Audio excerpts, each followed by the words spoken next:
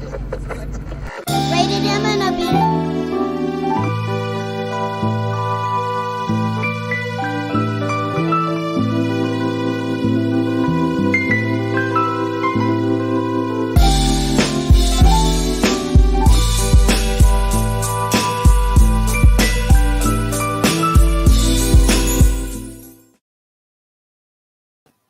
Peace, everyone.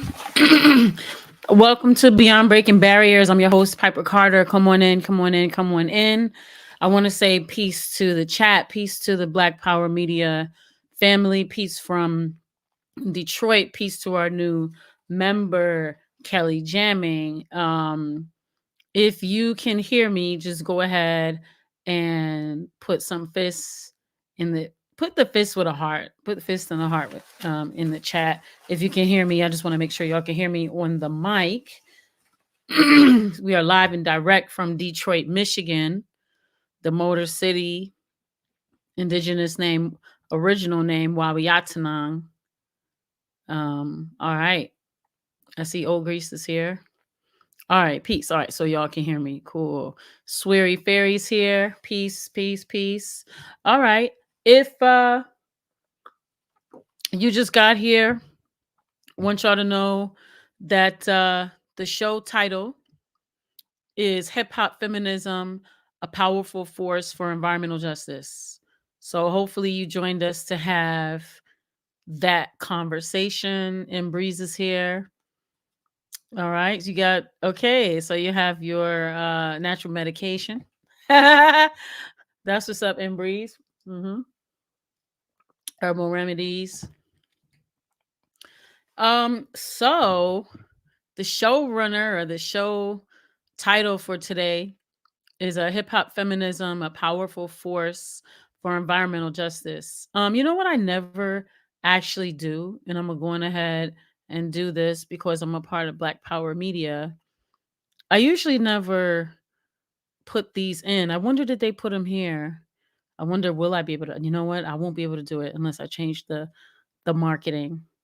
So I'll have to do it another time. But I was gonna put like you know how you put like the animated thing across, but we'll do it next time. I'll make sure that I have access to it. We'll do it next time. So yeah, I'm actually studying herbalism to get certified. So I'm actually in a herbalism, traditional African American herbalism training cohort that I've been in for the last year. I'm a farmer and a gardener. I grow food. I do environmental justice. I I do a lot of things, and I mix the environmental justice with the hip hop. That's the root of my work. I wanted to start off though. Last week, I shared something from my community that was very intimate and painful. And one of my community members in a hip hop community murdered his wife. He was accused of murdering his wife. He turned himself in. She was a member of the poetry community. She's a poet. He was a MC, and went to her viewing on Friday. Gave her mom my respects.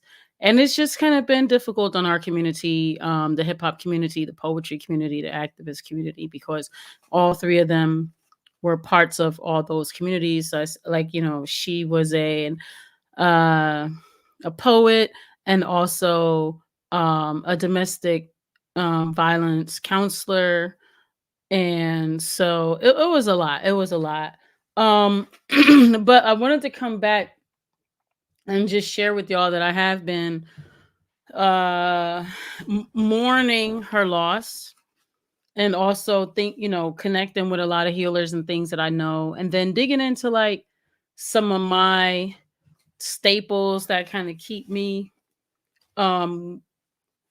grounded, I should say. So one of the books that I always kind of go to when I need some support, I was a part of I was a student of Queen Afua. This is years ago, like in the 90s. And so I've have followed her for a long time and been vegan since probably like 30 years or something like that. I don't know how long I've been vegan, but a long time.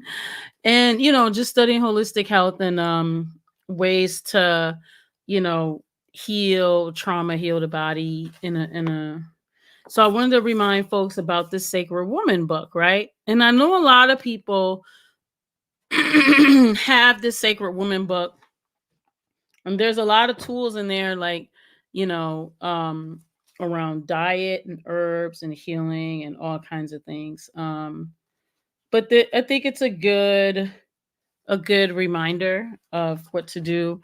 But something that I got to accompany that is this 84-day Sacred Woman healing journal. And I like this because I think it's important to add practicality into the healing. Like I like adding the practical parts, So you go through, like, as you're going through all the gateways and things like that, you can, it has, like, you got your different foods and things like that. You know what I mean?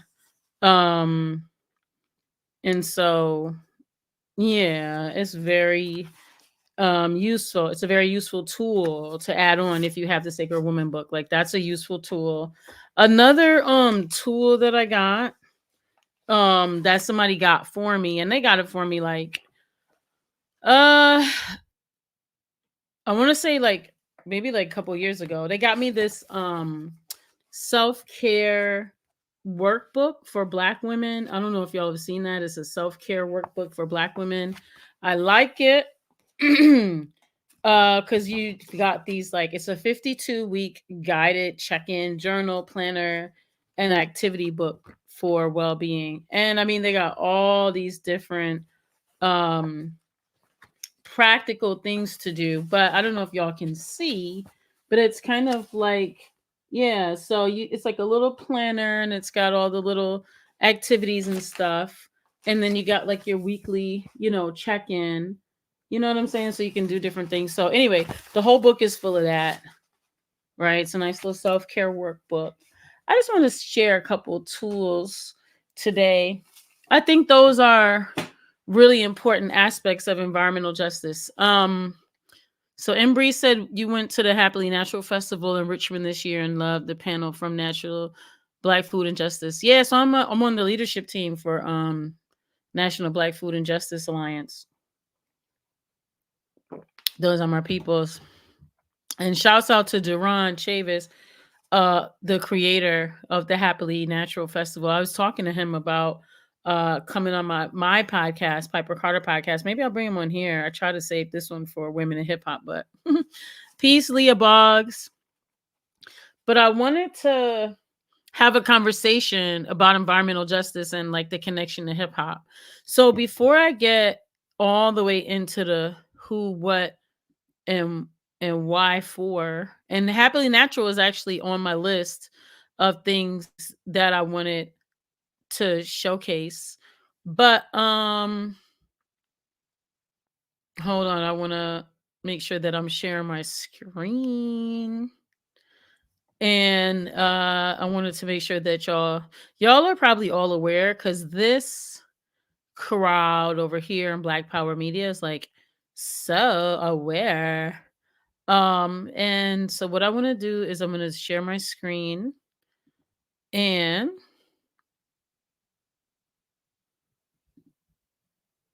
all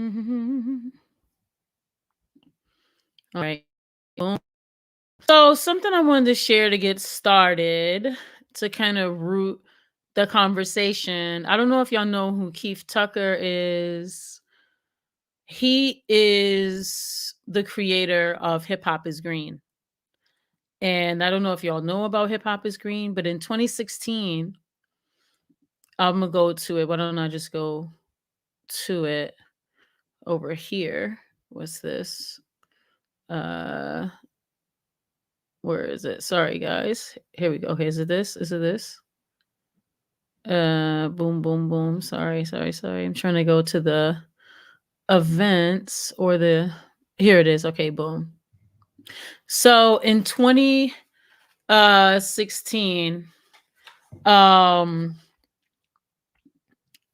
he had health and wellness declared the official 10th element of hip hop. So if y'all know about all like the hip hops, you had the five elements of hip hop, and then that was who shall be remain nameless for now. There was a pioneer, um but knowledge was the fifth element, right? So you have the DJing, the b-boying, right, the graffiti, the MC, and the knowledge element, right?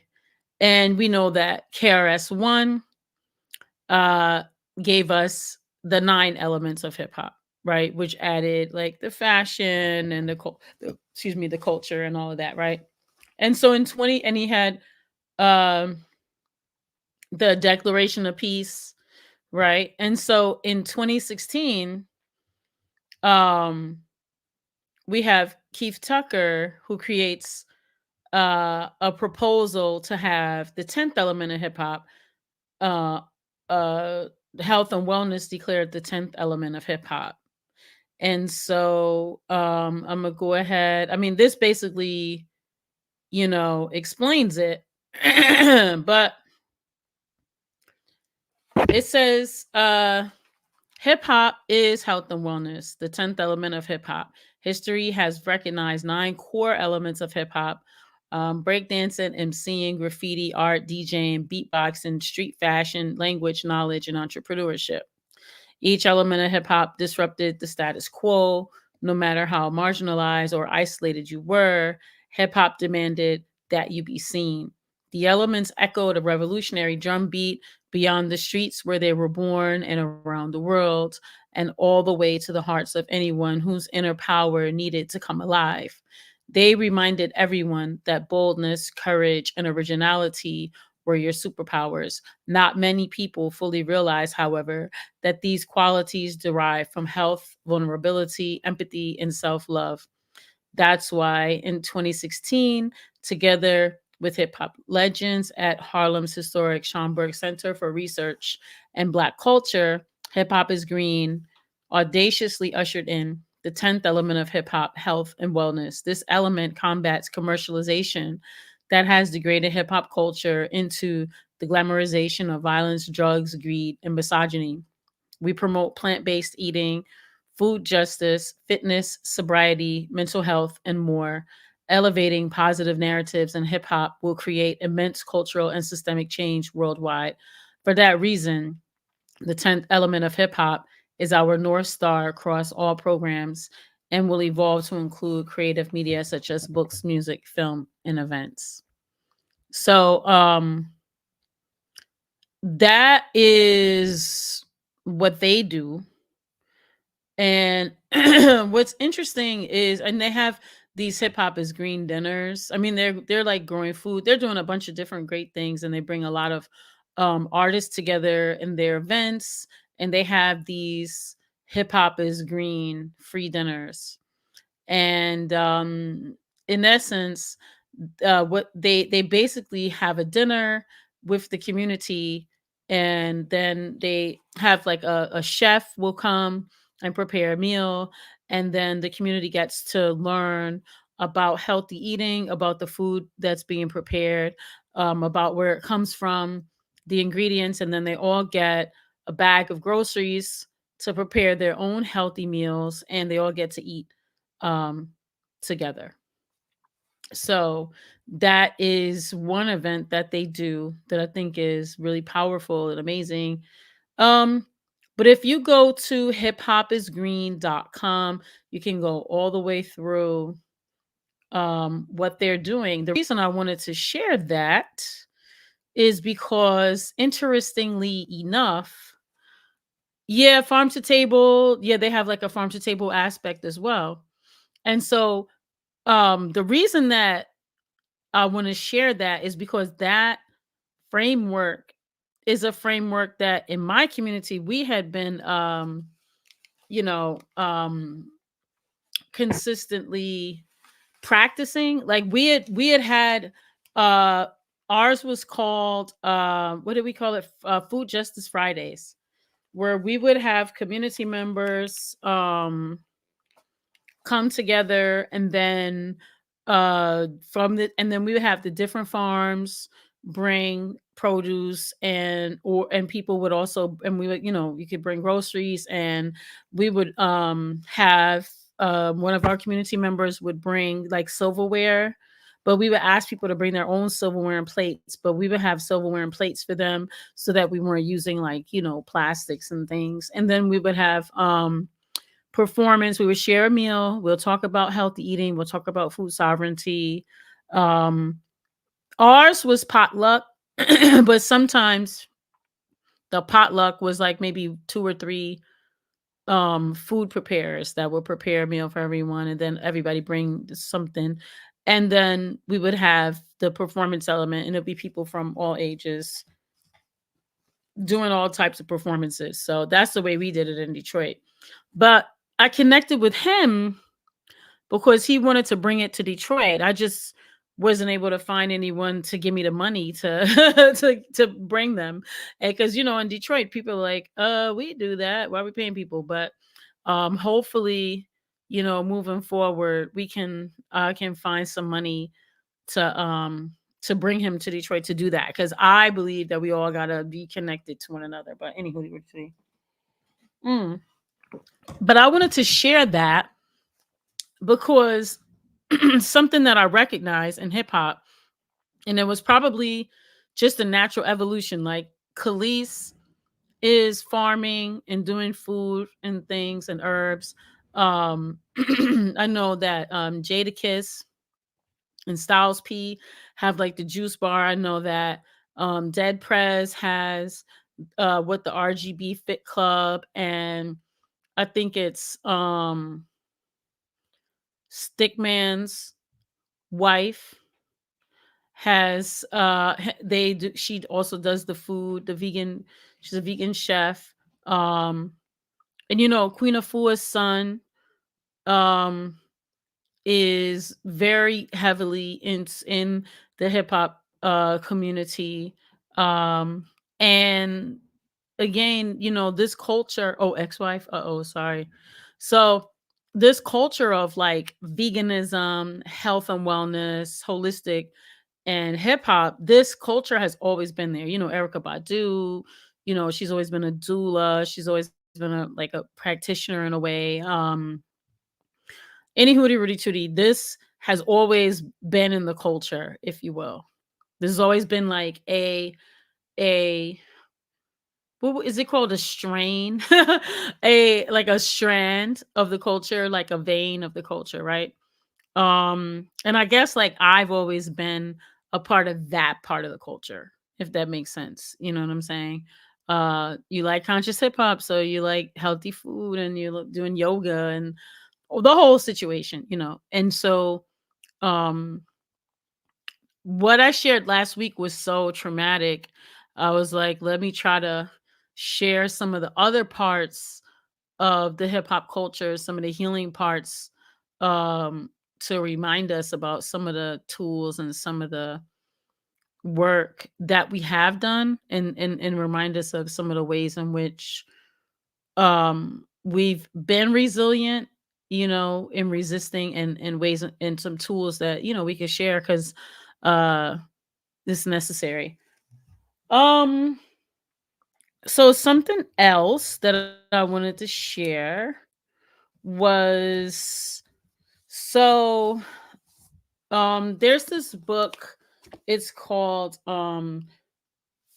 this book is called The Stories and Lessons. It's called The World We Need: Stories and Lessons from America's Unsung Environmental Movement. So long story short, in this book, I don't know, have y'all ever seen The Story of Stuff? It's like a video that's like a cartoon. It's called The Story of Stuff, and it's supposed to help you get off of um consumerism and off of buying things, and it shows you like how all your stuff is made and it goes to the landfill basically. But they have a they're a publisher, right? Called the New Press. And yeah, it's called The Story of Stuff. And now they have all these different ones, like the story of plastic and the story of um but this and that, whatever. But the story of stuff was the first one. So um they went around the country interviewing different people in environmental justice. And long story short, I was one of the people they interviewed. And so I'm in this book. It's called The World We Need. And so the way that the book is organized, so it's stories and lessons from America's unsung environmental movement. And it's edited by Audrey Lim. But the way that it's organized, right? You can see. So the way it's organized, you've got part one is called Defend Our Homes. And so from the tar sands in Africatown, the Mobile Environmental Justice Action Coalition, California's Flint, Exide Technologies versus Resurrection Church and East Yard Communities for Environmental Justice.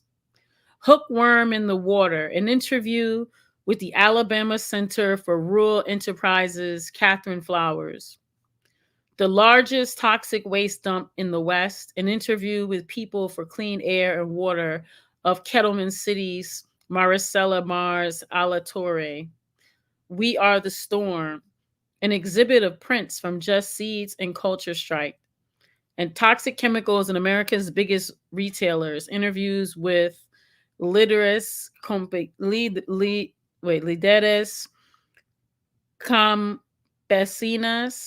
Tejas, people concerned about chemical safety, and the Los Jardines Institute on the Dollar Store campaign.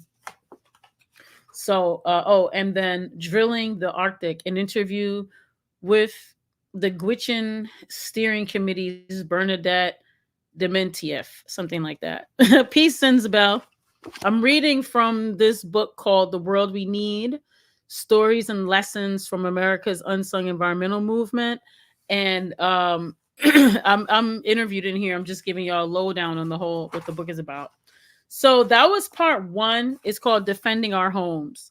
Part two is Strengthening the Community. Part three is Building a New Economy. Part four is Building a New Culture. That's where I got interviewed. Part five is called Restoring the Land. Part six is called Strengthen Democracy.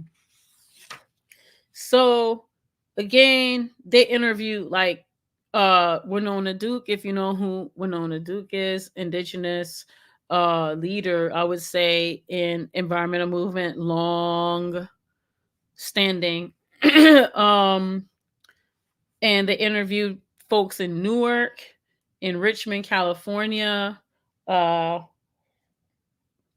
talked to the National Nurses Union. They've talked with the Harambe House, the Citizens for Environmental Justice. They've talked to coal miners in Appalachia, and Kentuckians for the Commonwealth. They've talked to Peter Hilley about a just transition. They've talked to folks in Baltimore and iron workers about the steel mills and the wind farms. They've talked to folks in the Ciro Cooperative about how Immigrant Workers Center got into the business of recycling. And we in the new culture part, it talks about how folks are using culture to resist. So I got interviewed and about build a new culture. I don't know if you can see right there. Oh, put on that. You see that? Build a new culture. So I got interviewed about youth and culture versus environmental racism. So I used to be with this organization called East Michigan Environmental Action Council. That was my original movement home, if you will. Um, so I was just gonna read from there. That was page 159. Um, and 159. Okay, boom. All right, boom. Here we go. I don't know if y'all can see. It says youth and culture versus environmental racism interview with East Michigan Environmental Action Council. That was Baba Darrell and my boy Owalabi and me.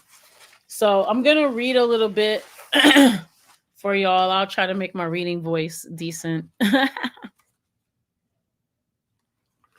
I know y'all are like, what does this have to do with hip hop? But trust me, it has to do with hip hop. Just listen. So empowering Detroit's community to protect, preserve, and value the land, air, and water. So since the East Michigan Environmental Action Council formed in the 60s to the target population, industrial waste, and algae blooms in the Great Lakes, the community organization has evolved. Once focused on the suburbs, it transitioned in the 2000s to an urban group to build community power in Detroit and protect the land, air, and water. Working in different coalitions has lent it varying shapes. As part of Breathe Free Detroit, EMEAC won a three a 33-year campaign to shut down Detroit's renewable power trash incinerator in 2019. So our community had an incinerator, and we got our incinerator shut down. And it took like 33 years. I told y'all that the activists had been doing all this work and all this research and all this protesting and all this dying and all this getting asthma and all this being on the front lines and all this letter writing and all of this losing sleep and making demands and the whole thing. And it took because gentrifiers wanted to move into the neighborhood for them to shut it down. And I'm glad they shut it down. But guess what? They used all of our research and everything that we had done to shut it down to make room for the gentrifiers so they can build them some nice place to live so that they can breathe. But I'm glad it's shut down because the projects is right there, and even though the gentrifier won that fight, we actually won the fight because we did all that work, and all they had to do is come in and do it. But any hootie rooty tootie. So with the People's Water Board, EMEAC fought to protect the water as the commons after Detroit instituted water shutoffs for 20,000 residents in 2014. So Detroit had actually ordered 100,000 water shutoffs. I tell you all about that all the time because Detroit is one of the freshest bodies of water in the world. The Great Lakes is one of the freshest bodies of water in the world. And so Nestle um, pays $200 per year to bottle water from the Detroit River and then charge y'all however much they charge y'all for the water. And yes, they were involved in the Flint water crisis. So as a founder of the Detroit Digital Justice Coalition, it launched the Detroit Future Program in 2010 to integrate technology into community movements. This distinguished it from Detroit Future City, a foundation-driven strategic plan that EMEAC opposed. So, yeah, $200 a year. So, long story short, I told you I had my organization, which was 5E Gallery, and it was a building and organization that centered hip hop. At the same time that I had my organization, I was also volunteering at East Michigan Environmental Action Council and involved in a lot in the environmental justice movement. And we did a lot of things together. And one of the things we did together was create the Detroit Digital Justice Coalition. So I'm a founding member of Detroit Digital Justice Coalition.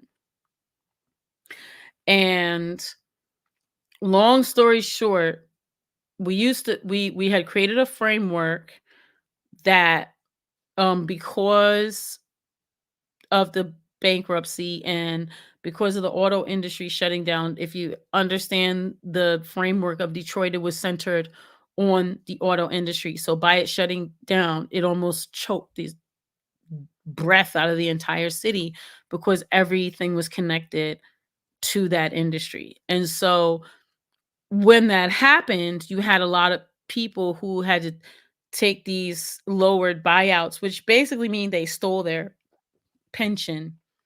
It's like being fired and you don't get your benefits. You know what I'm saying? But you're like, so you had a lot of people that have been working there for like 20, 30, 40 years. They didn't get what they needed in order to leave, but they were pushed out and no longer in the union and no longer had access. And so you had this population of people who um were, I would say, highly skilled in technology, but pointed towards just, for auto, if that makes sense. So what we thought was, you know what we'll do? This skill set is very viable.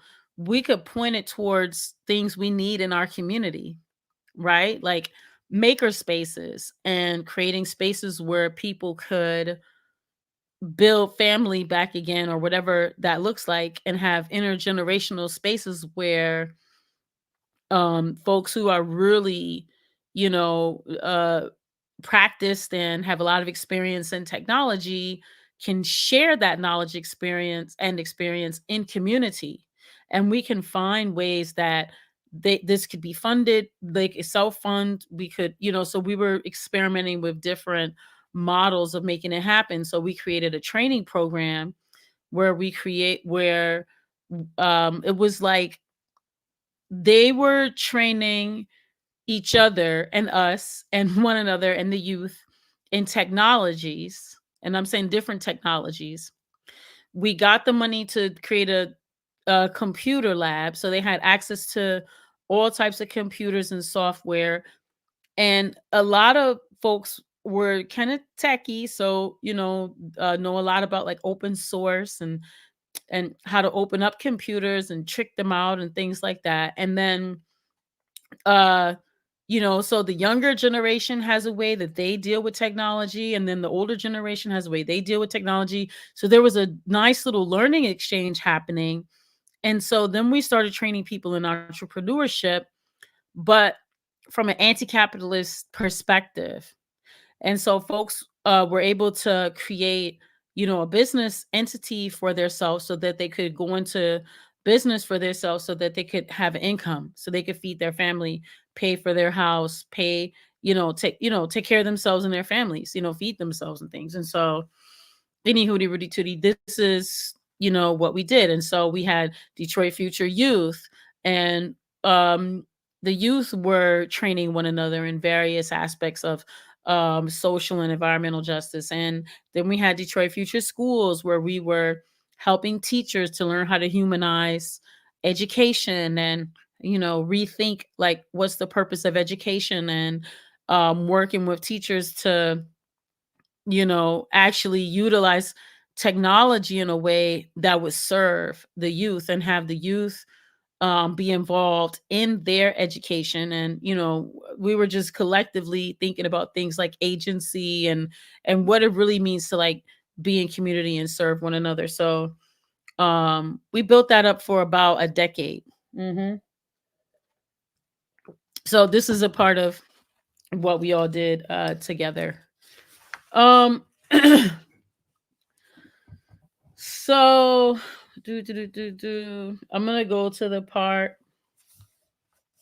There's a lot of explanation around the different organizations that are here in Detroit, like Solidarity and Solidarities in Highland Park, and they teach people about solar and community-owned solar and all of that. have some shows on my podcast where I on Piper Carter podcast. You can go over there where I've interviewed a lot of these different people. But I'll go to my part and I'll read about what I said. Um,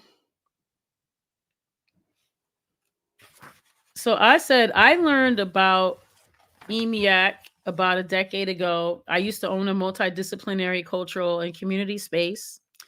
We were in community with EMEAC and ended up being something called Detroit Future, an experiment to bring technology to underserved communities.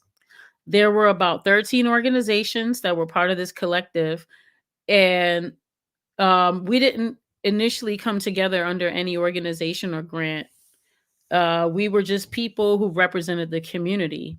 And eventually, we secured grant funding, created a free computer stations in organizations around the city, and formed new organizations. Detroit Future Schools was artists that were working with teachers in schools to bring justice principles and technology into their classrooms. And we were Detroit Future Youth, utilizing technology to teach youth social justice and leadership. And the Detroit Future Media was a media lab where professionals in various mediums like graphic design, video production, audio production created a curriculum to teach entrepreneurs. So this happened in the middle of the economic crisis. And in Detroit, folks were hit really hard because generations of people had been relying on the auto industry, which needed a bailout. Michigan was also becoming a right to work state and working to get rid of unions. So many people lost their jobs and pensions. A whole class of people were being discarded. And we wanted to make sure they had access to education to move into careers that involve technology and arts for folks in the auto industry. That's their skill set. Environmental justice principles developed into our core principles. We thought heavily about energy, recycling, reducing, and reusing. And that included not just actual materials, but also people.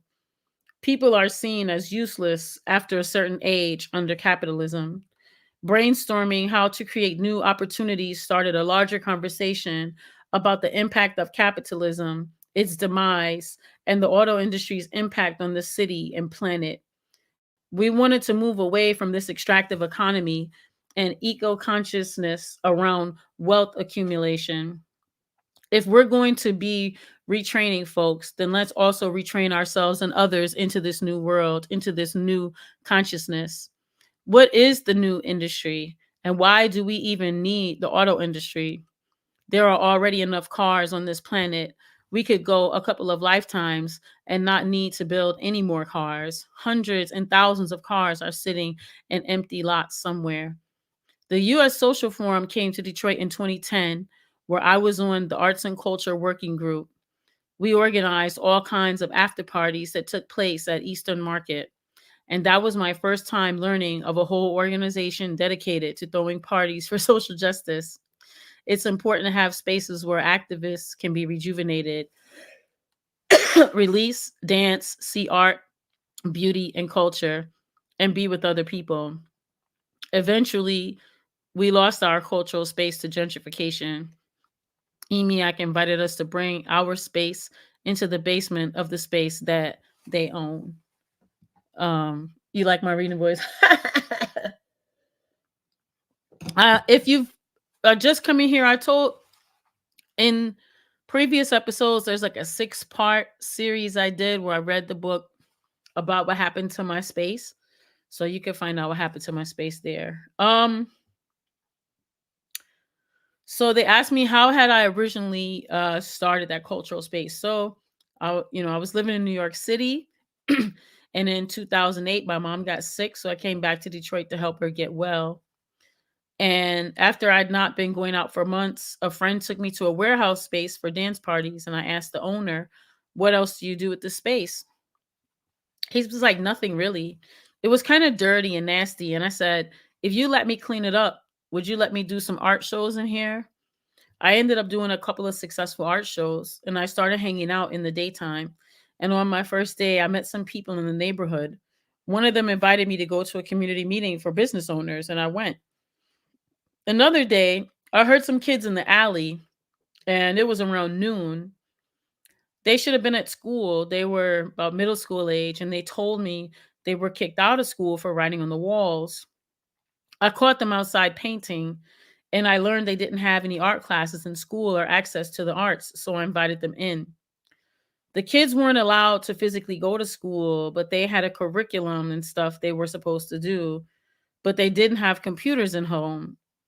My mom's not home, they said, and they didn't have any accountability to do their work. I started allowing them, well, basically, they were kicked out of school for doing graffiti. But they were middle school, and I was just like, that's dumb. Why would you put children in the street?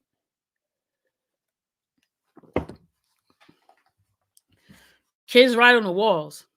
Any hootie ritty tootie. I started allowing them to come do their work at the space. I started buying art supplies. I started developing relationships with them, asking them what was going on with them and learning more about these kids and their needs. That's when I realized we could be a space that actually meets a need. In Detroit, there was such a lack of access to arts and culture in general, and a lack of access to jobs in the arts and the culture sector. That was around when I was working with the US Social Forum, starting to learn more about the intersection of arts and culture and justice and the role we could play. Um right, that's funny. When I moved back to Detroit, everything that had existed when I was younger was gone. Uh, Detroit used to have the Detroit Council of the Arts, and there was a connection between local government and the arts with funding earmarked for arts and culture. We had cultural festivals and summer long event series that lasted every single weekend, reflecting the cultures in Detroit.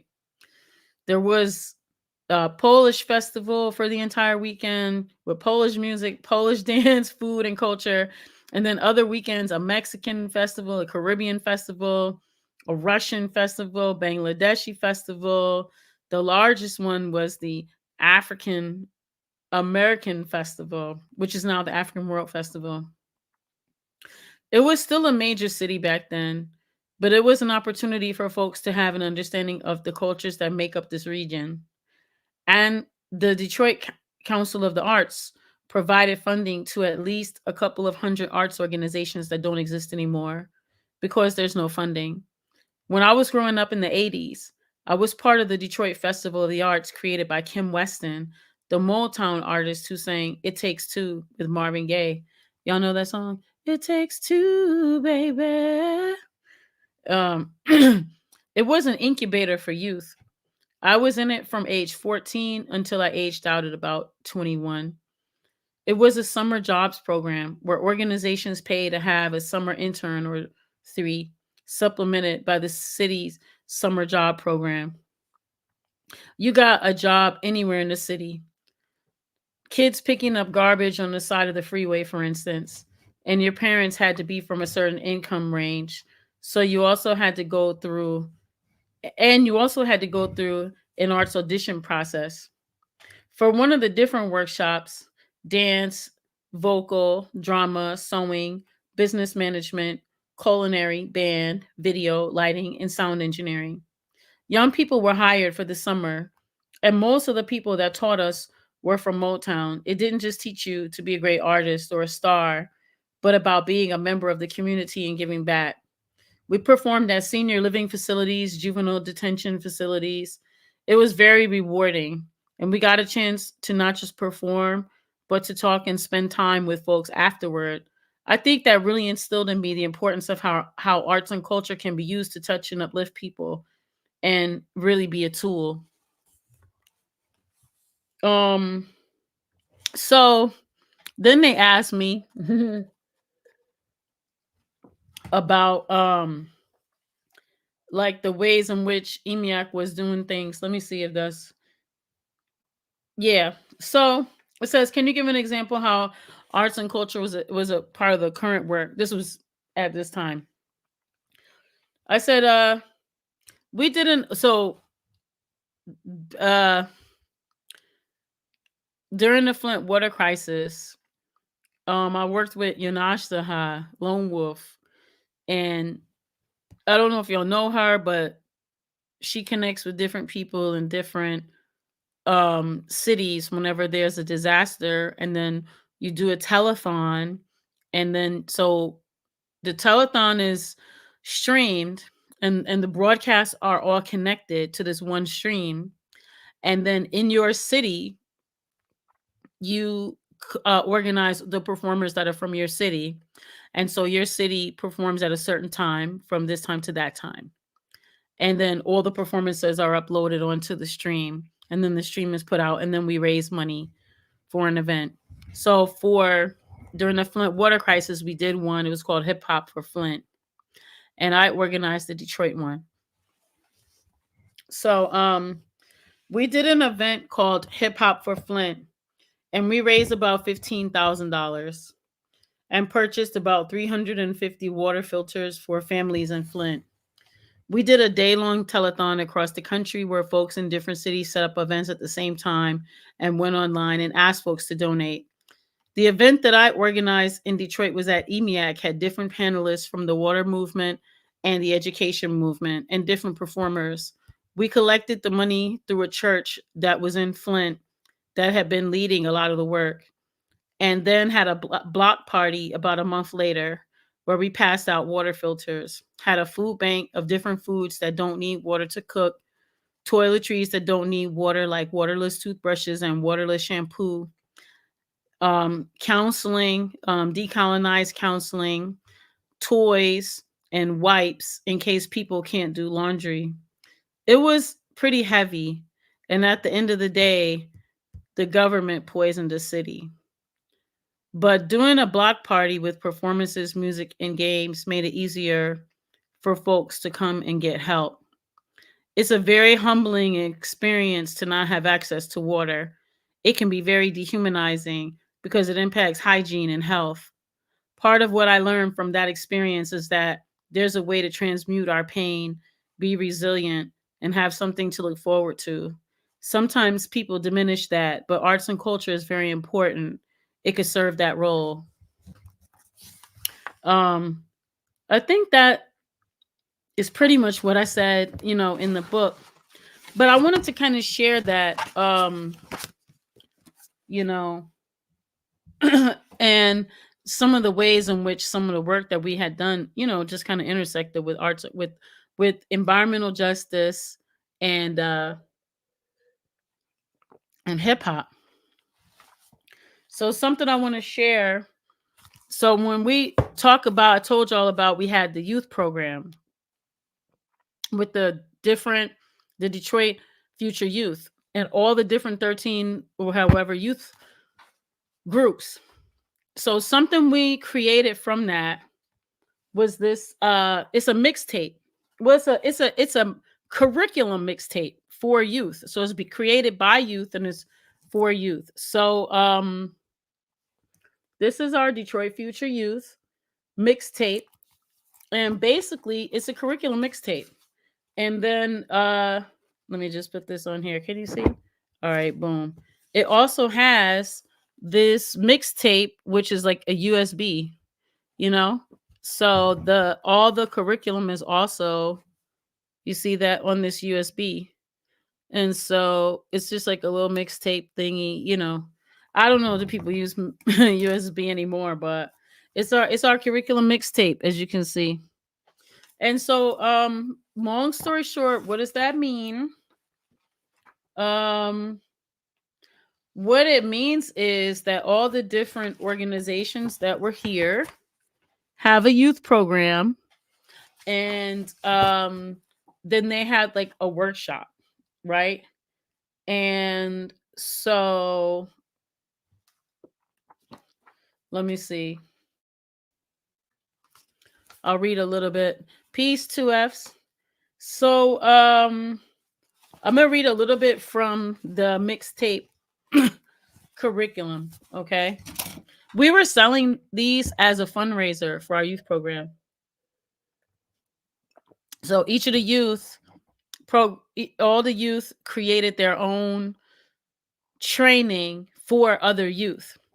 We put it together as this curriculum mixtape, and then it's sold to like reinvest back in the youth programs.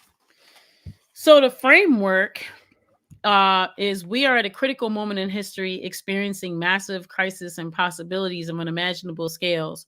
In Detroit, these crises play out as school closings, criminalization, community violence, discrimination, and environmental justice, to name a few.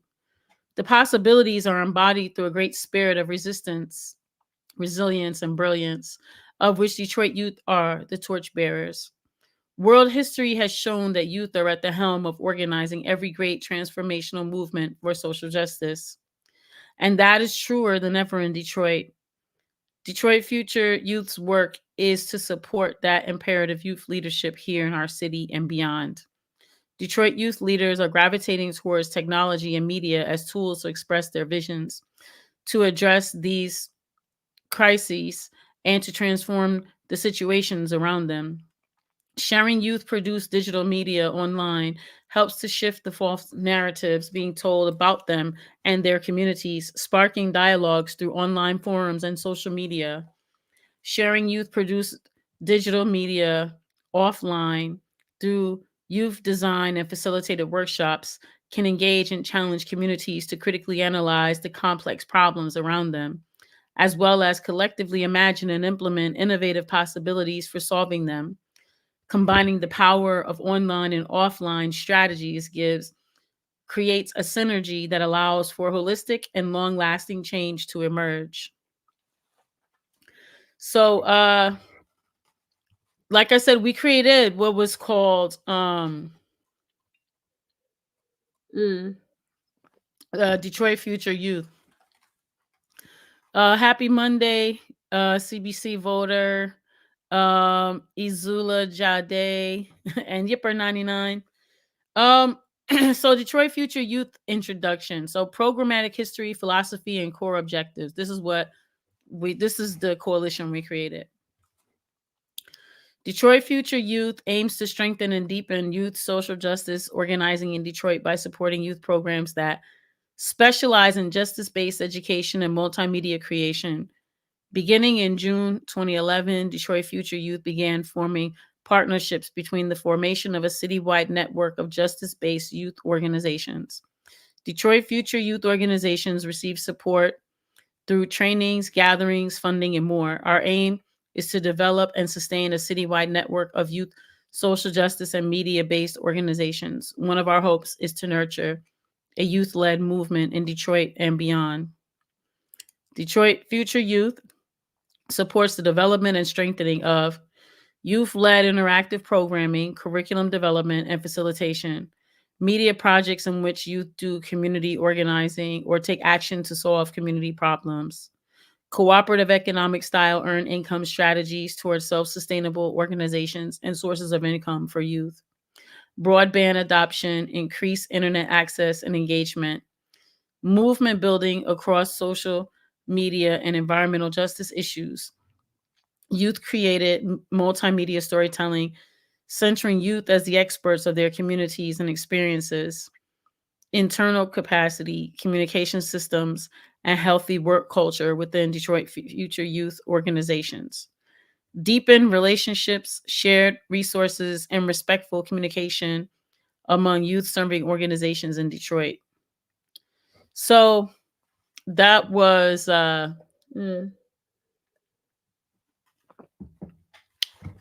coalition we created. So I was telling y'all in the other book about East Michigan Environmental Action Council. So Detroit Future Youth is housed in and administered by East Michigan Environmental Action Council, and which has a 50-year record of environmental advocacy and justice work. EMEAC's mission is to empower the Detroit community to protect, preserve, and value our land, air, and water, as well as build community power through environmental justice, education, youth development, and building collaborative relationships. So I told you about the other programs that we created, which is Detroit Future Youth has two sister programs, which is Detroit Future Schools and Detroit Future Media. So the Detroit Future Initiative is jointly administered by East Michigan Environmental Action Council and Allied Media Projects. Um, and so we created what is now called the Detroit Digital Justice Coalition, which we did so much with the Digital Justice Coalition. Like, we created all of this plus events to help the community learn technology. So if your grandmother, they had moved everything online. So let's say like your benefits or your social security or whatever, it's all online. If you don't have a computer, how do you access, right? If you don't know how to go online and access these things, how do you access these things? So we did things like did a lot of trainings in community for that.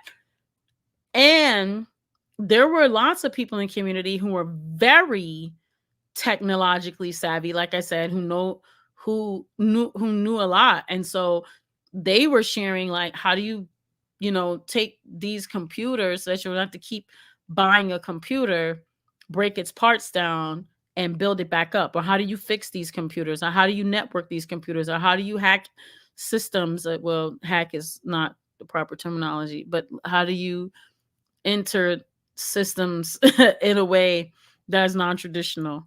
um and then like sharing all this, right? How are you able to like not have to keep buying stuff all the time or have to keep upgrading your technology all the time? How do you learn about open source, and so there were all these things, but then it wasn't just like this like tech culture, you know what I'm saying? It was rooted in Detroit culture, black culture. So we had music, we had healthy food, we had performances, we had games, we had people who were creating their own games and also teaching about how to game safely, how to protect your identity online, how to I mean anything that you could think of, but then also the politics of technology, right? Like um you know, cyber security and surveillance and uh, I mean, you name it, you name it, you name it, you name it. Net neutrality. Like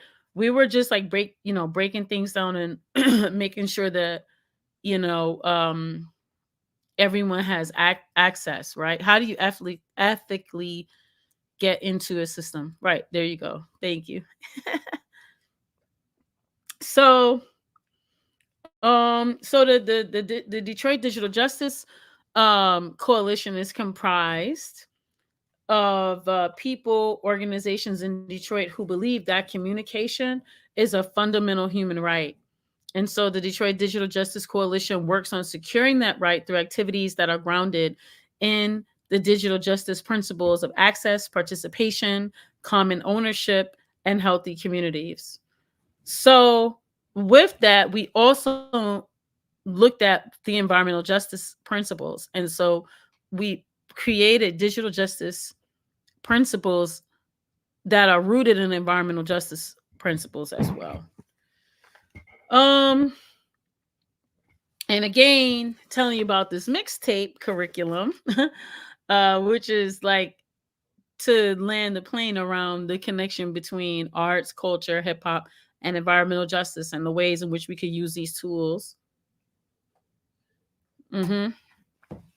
Um, so the Detroit Future Youth Curriculum Mixtape Journey. So if you would have bought this, you'll read this. It says, "Thank you for supporting Detroit Future Youth's curriculum mixtape. Simply put, it's a compilation of workshops developed by each of the 12 Detroit Future Youth partner organizations, highlighting media created by youth with accompanying lesson plans that were co-designed by youth leaders and adult allies. Each workshop could stand alone, but they function best as a sequence of learning experiences that should be stacked upon one another. So you can feel free to remix and rearrange the order based on the needs and context of your learning community." So this curriculum has been developed collectively by Detroit Future Youth Network partners over the past year, drawing on a wealth of knowledge these organizations have experienced from conducting years of youth-centered interactive workshops. The curriculum mixtape was developed over a period of 5 months, a process that involved a series of curriculum building and facilitation trainings. Youth leaders and adult allies worked side by side, ensuring that youth were able to acquire concrete skills to shape these workshops according to their insights and visions. We refined the workshops through an evolving iterative feedback process that involved youth and adult allies. Each time we facilitated the workshops, we learned how to make them more effective and applicable to a spectrum of possible participants. So we encourage you to tailor these workshops to be most relevant for the needs and context of your community. Feedback on how you apply, adapt, and evolve the workshops is welcome and appreciated. So, the Detroit Future Youth Curriculum Mixtape has 3 layers of impact. Is designed to have multiple layers. So you have the personal impact, the community impact, and the social change impact. So the personal impact, so we hope that organizations, organizers, and youth leaders adapt the curriculum to fit the needs of their group, facilitate these workshops for their community. Additionally, participants exposed to these workshops should benefit from an expanded consciousness, understanding of themselves, and their desire to impact change. Mm. The community impact, when these workshops are facilitated within a community, they can create the platform for authentic interpersonal community relationships, build alignment and unity, and create spaces for critical dialogue and collaboration. And social change impact. This curriculum is designed to be an opportunity for those who implement it to create the beautiful world that they want us to see. It can open up possibilities of a new future for Detroit and other cities where youth can take the lead in addressing crisis on a holistic and systemic level.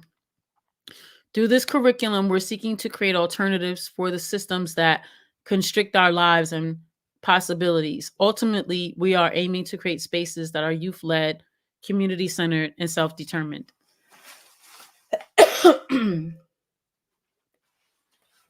I'm in my basement, y'all. It's so dry down here. Goodness.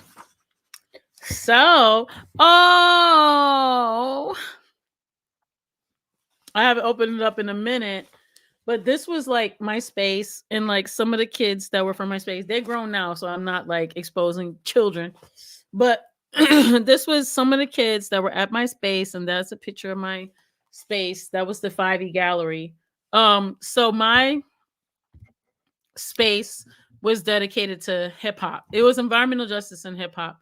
But let me tell you something. These kids right here are like, I think in this picture, they're probably like 7 or 8, 7, 6, 7. These kids are like, they graduated college. Like, was it this year or last year? A lot. But so my space was called the 5E Gallery for the 5 elements of hip hop. It says and we were connected with the Haru, which was another organization. So the 5E and the Haru organization co-created and facilitated the business program. That was what the kids wanted to call it, with Youth of Detroit, to serve as a combined youth entrepreneurship, digital media, arts, and literacy and social justice initiative. The collective purpose is to use media to confront the various issues facing youth in our Detroit community. The business program focuses on fostering the next generation of artists through mentorship and leadership training, media skills training, and entrepreneurial development.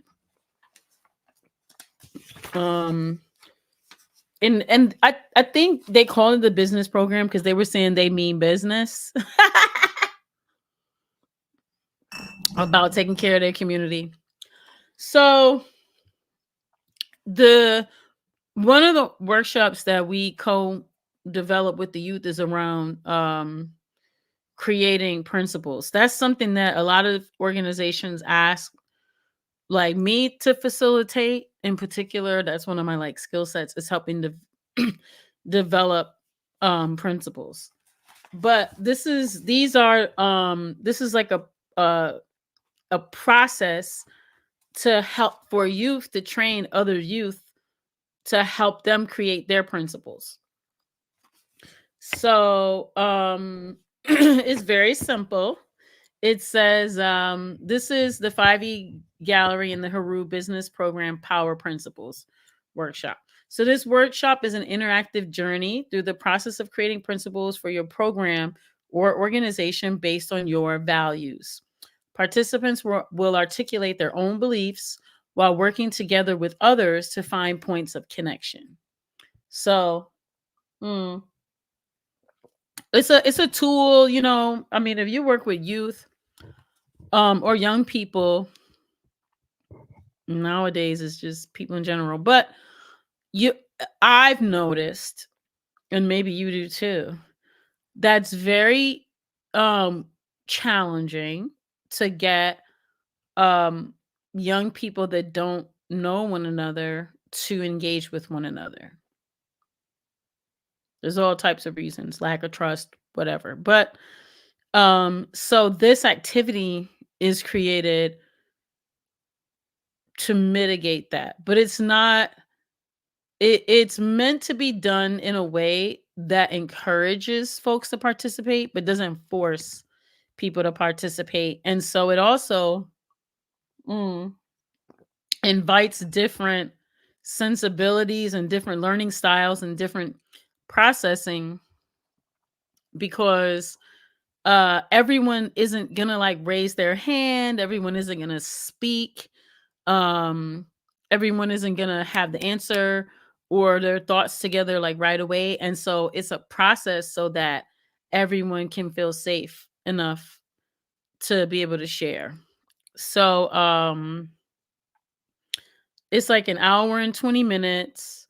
It's meant to be from 10 to 30 participants. Its recommended ages is 16.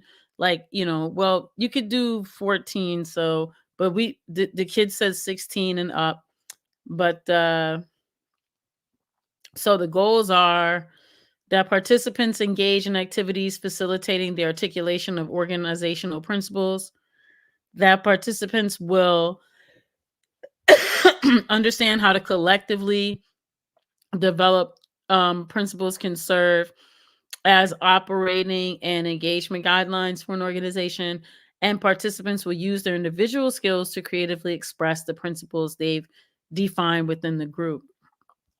You really don't need that many materials. You just need like a flip chart, some markers, maybe a projector and a laptop and a screen, some index cards, like blank index cards. Um there's a video that's on the USB that they made, and so you watch that video.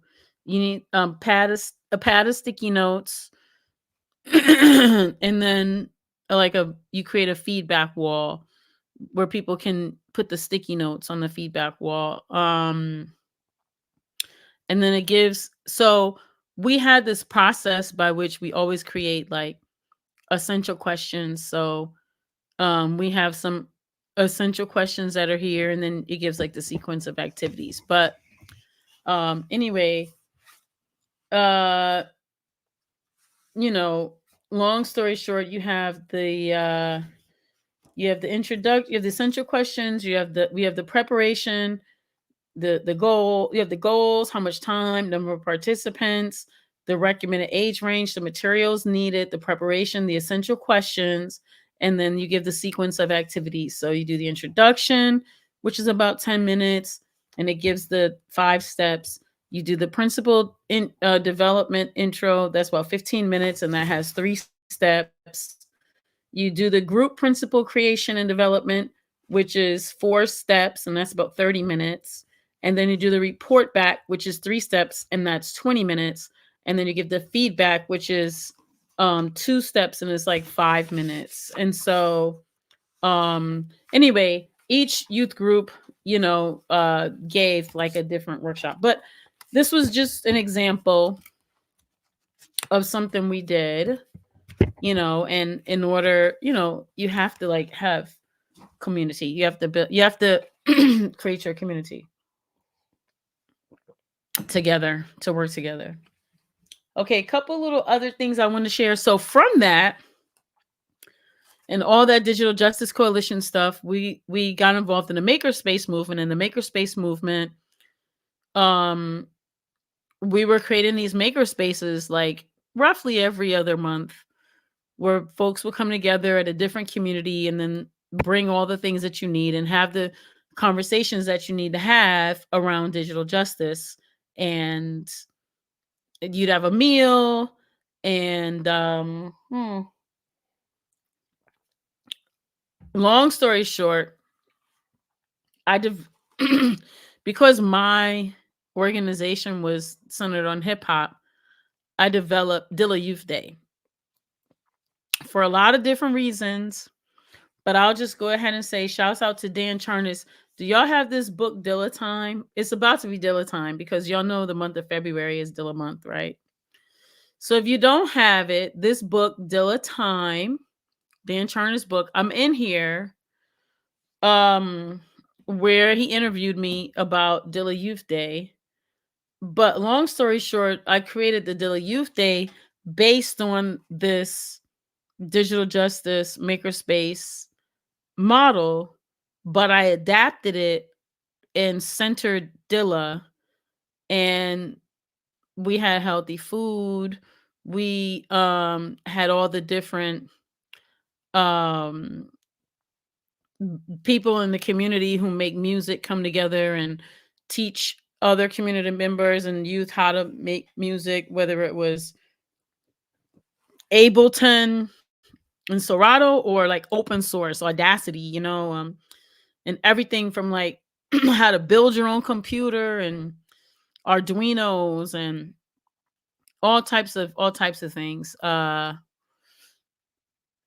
Long story short, it was basically like utilizing Dilla as a point, also during Black History Month, but it was utilizing Dilla as a unification point in our city to like train people, to connect people, and to get people rooted in a lot of these environmental justice principles, but utilizing hip hop, right? So it wasn't like people were even realizing that they were being indoctrinated, if that makes sense. Mhm.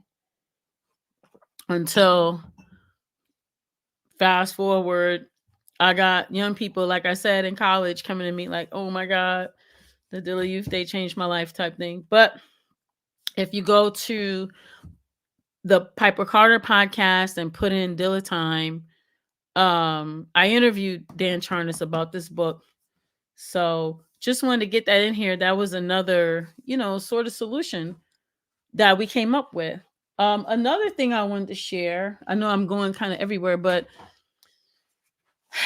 when we talk about environmental justice, before I go, let me do this. When we talk about environmental justice, right? Um,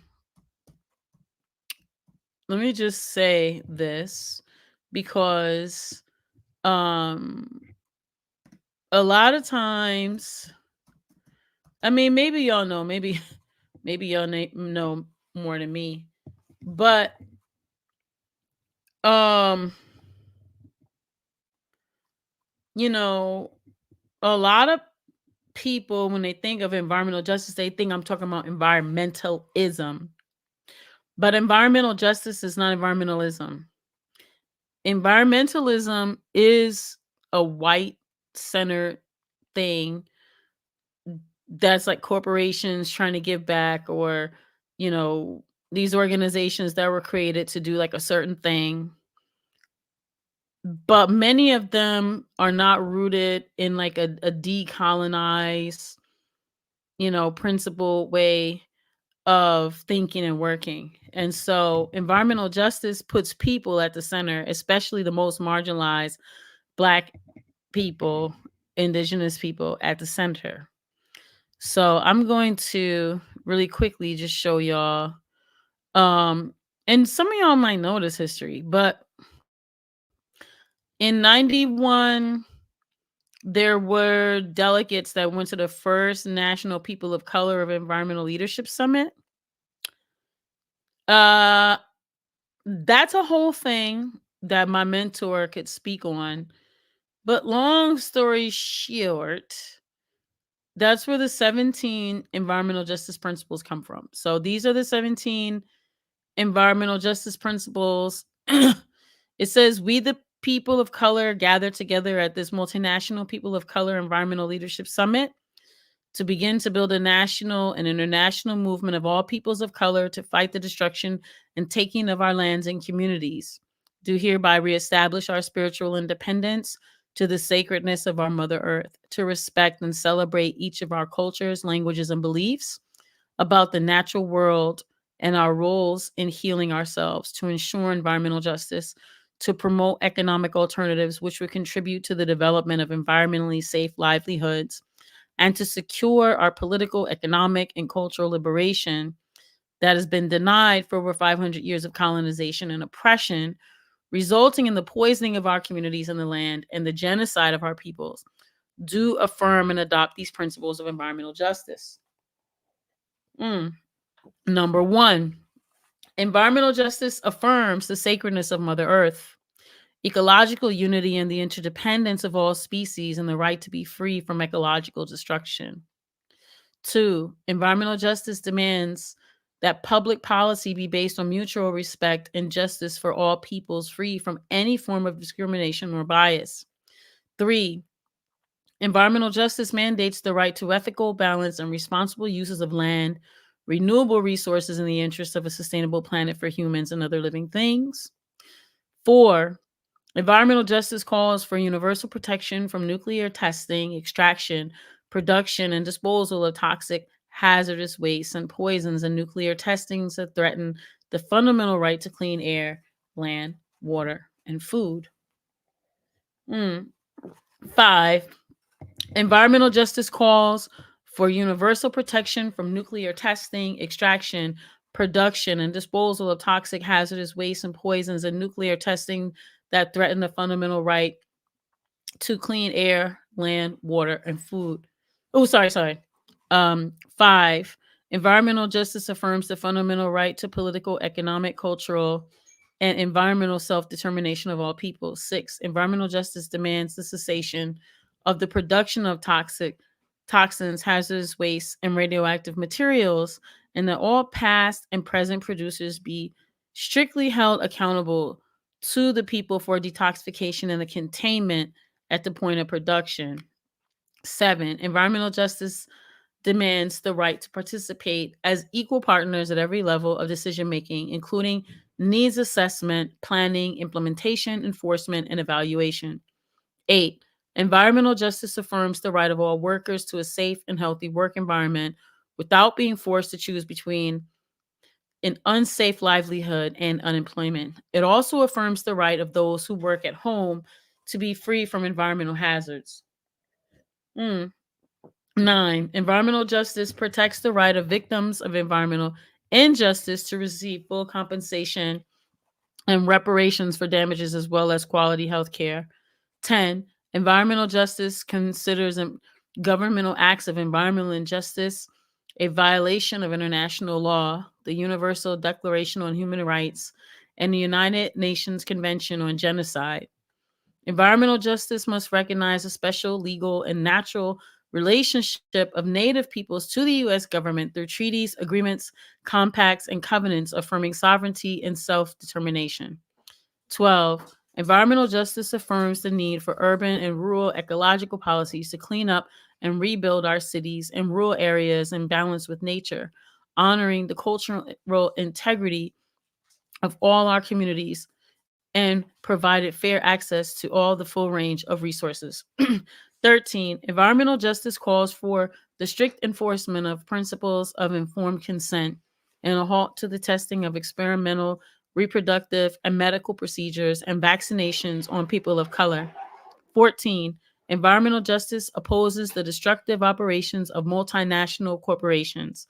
15. Environmental justice opposes military occupation, repression, and exploitation of lands, peoples, and cultures and other life forms. 16. Environmental justice calls for the education of present and future generations, which emphasizes social and environmental issues based on our experience and an appreciation of our diverse cultural perspectives. 17, environmental justice requires that we as individuals make personal and consumer choices to consume as little of Mother Earth's resources and to produce as little waste as possible, and make the conscious decisions to challenge and reprioritize our lifestyles to ensure the health of the natural world for present and future generations. So I shared that because I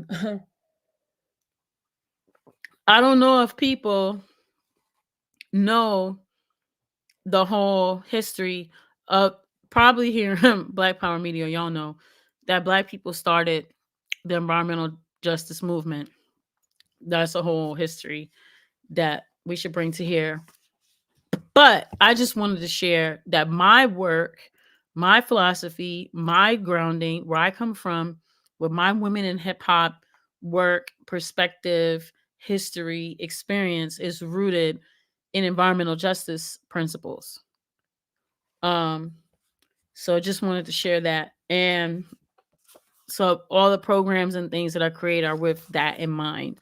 Sometimes I forget that a lot of this stuff is kind of, I don't want to say natural, but having the podcast reminds me to articulate um these things. So with that, there are some different zines that community members have made. So with the Digital Justice Coalition, we have what's called the Detroit Community Technology Project. Shouts out to my comrade Tawana Petty, poet.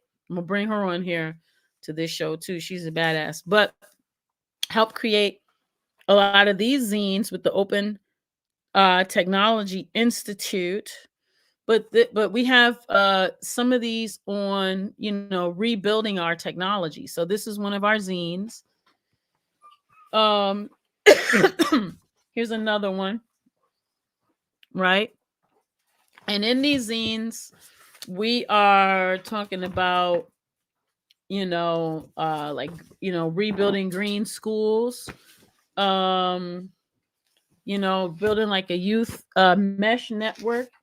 A mesh network is remember people were doing pods during the pandemic. Think of it like that. Um, what else? Um,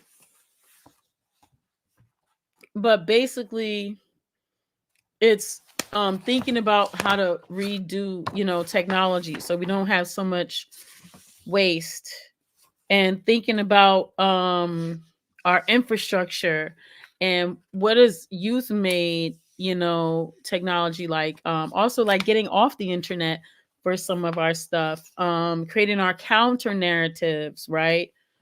um Doing a lot, decentralizing our networks, connecting ourselves for civic participation, increasing our digital literacy and community networks, building our own firmware and antennas. We have a whole program with the digital stewards where they teach each other how to build their own antennas and networks, and they're built and have been building them to get off the grid and create their own.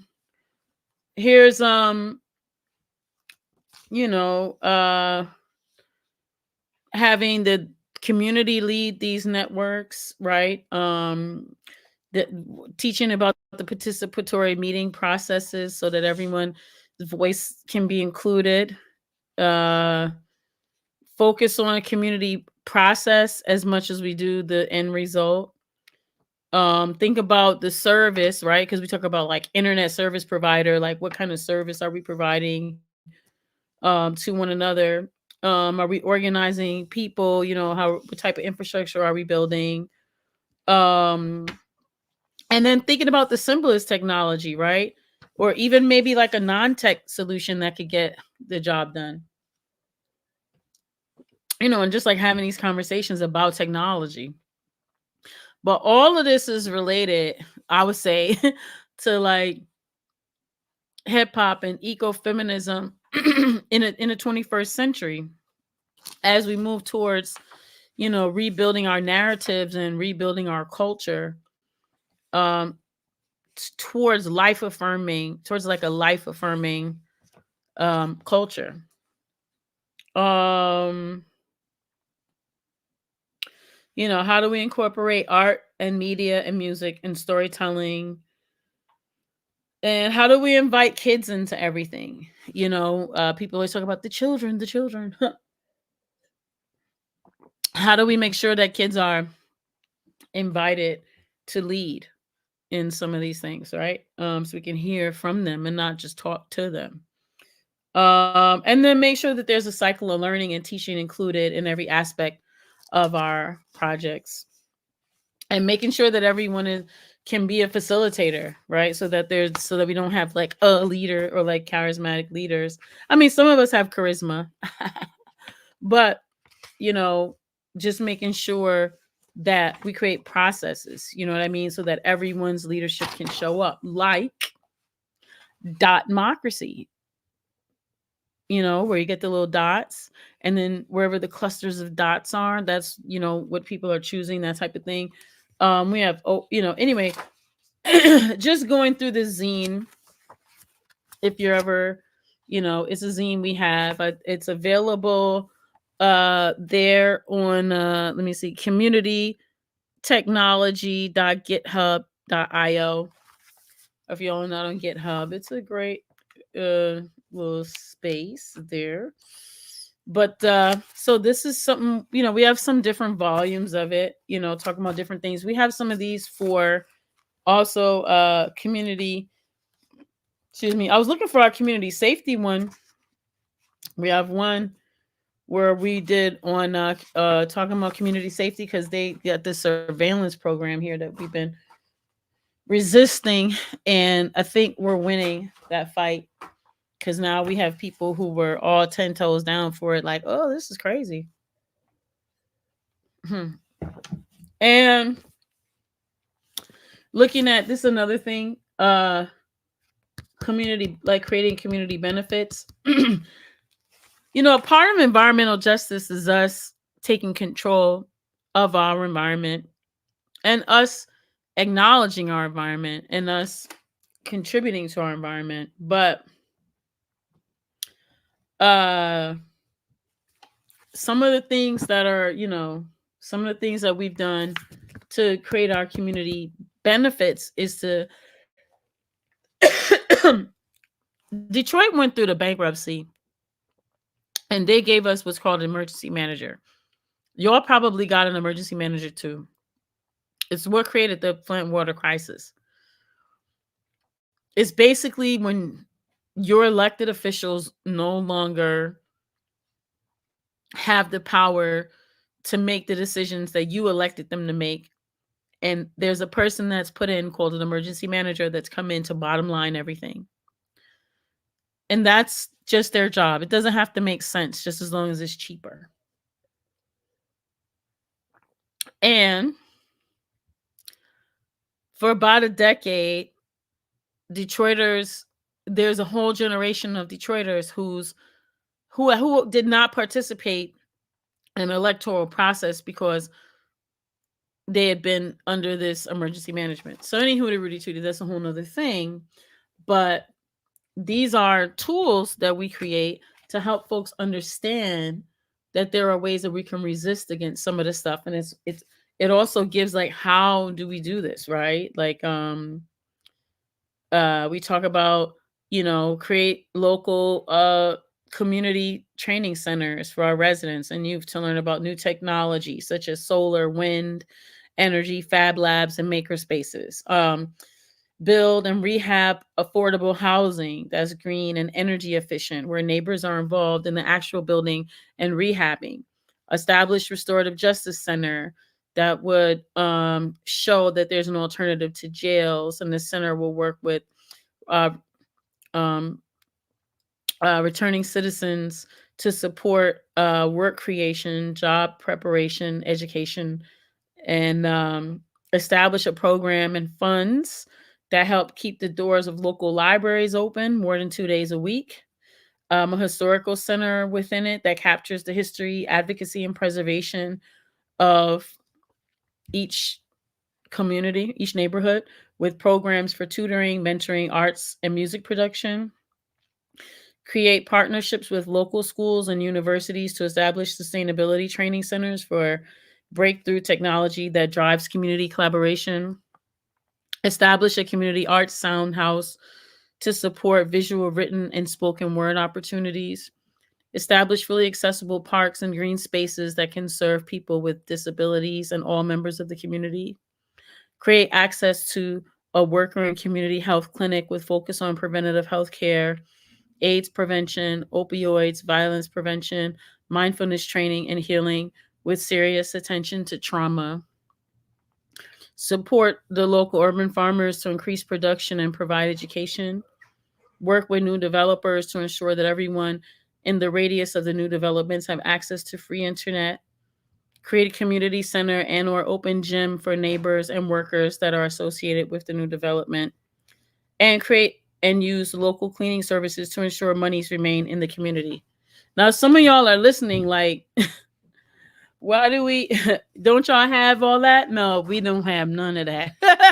No, but these are things that we are building in a process of building. And some of them are things we had that were taken away, and some of them are things that we are reimagining and redeveloping. Um, Let me see. Those were just some of the ways. And then something I want to share. Uh there was this person that came to Detroit. Uh what year is this? Uh I don't know. It was a couple years ago. Okay, 2016. He came to Detroit, and Detroit has this thing is called a people mover. And so the people mover, so long story short, Detroit is a motor city. So you got all these corporations that were fighting against any sort of public transportation because they just want everyone to have a car. So what that looks like is 80% of Detroiters riding around here with no insurance and dirty tags because or if they're or whatever, because we have the highest insurance rates in the entire country. Um, and like for instance, I know I'm gonna get into my personal business, but I drive a 2010 Chevy Equinox from 2010 because of where I live. Now, mind you, I have no accidents. I have a clean record in the whole nine. I'm gonna be 52 this coming Saturday, and so I have a good license. Knock on wood. I pay $800 a month for insurance. 2010 Chevy Equinox, 800 a month. Now, if I was to lie and go get me one of those addresses just on the other side of 8 Mile and say that I lived in the suburbs, because I've already checked it out, I put in a fake address just to see what the difference would be. I would pay $250 a month for the same car if I just lived 10, like 5 blocks. If I live 5 blocks, because I live next to a suburb, I live like on the Detroit side of the suburb. If I walk down 5 blocks and say I live down there, I would pay $250 because I don't live in Detroit.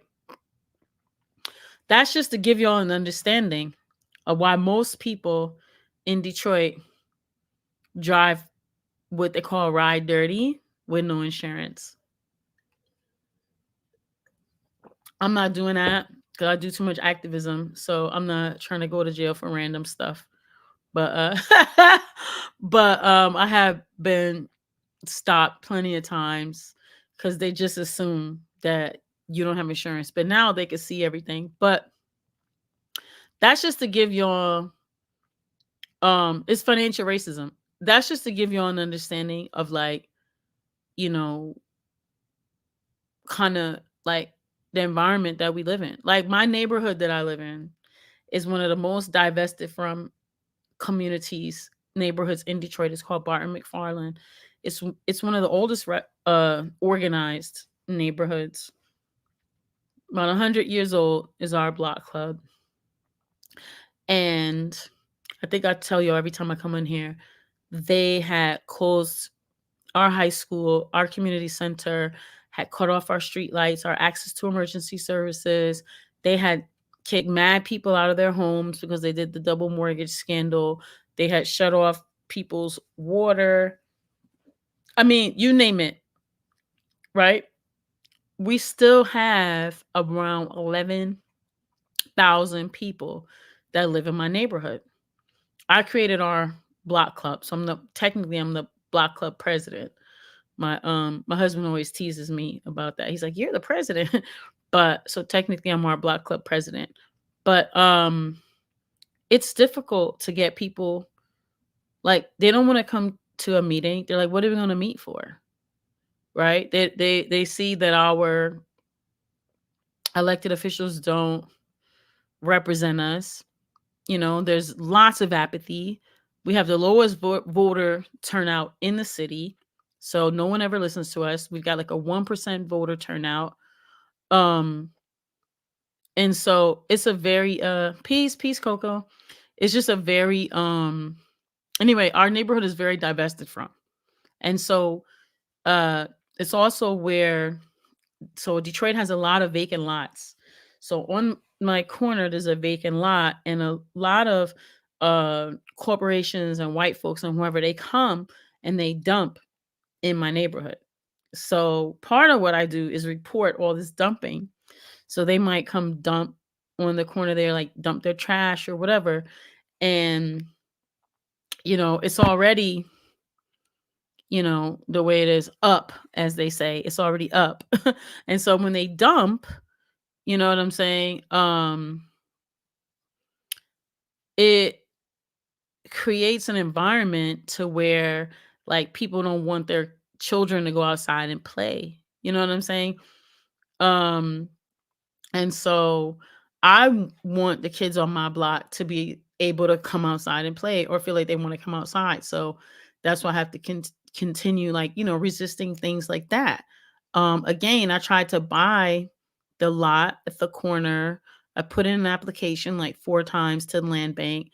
I got a grant from the Black Farmer Land Fund to buy land to create a community garden and a farmer's market.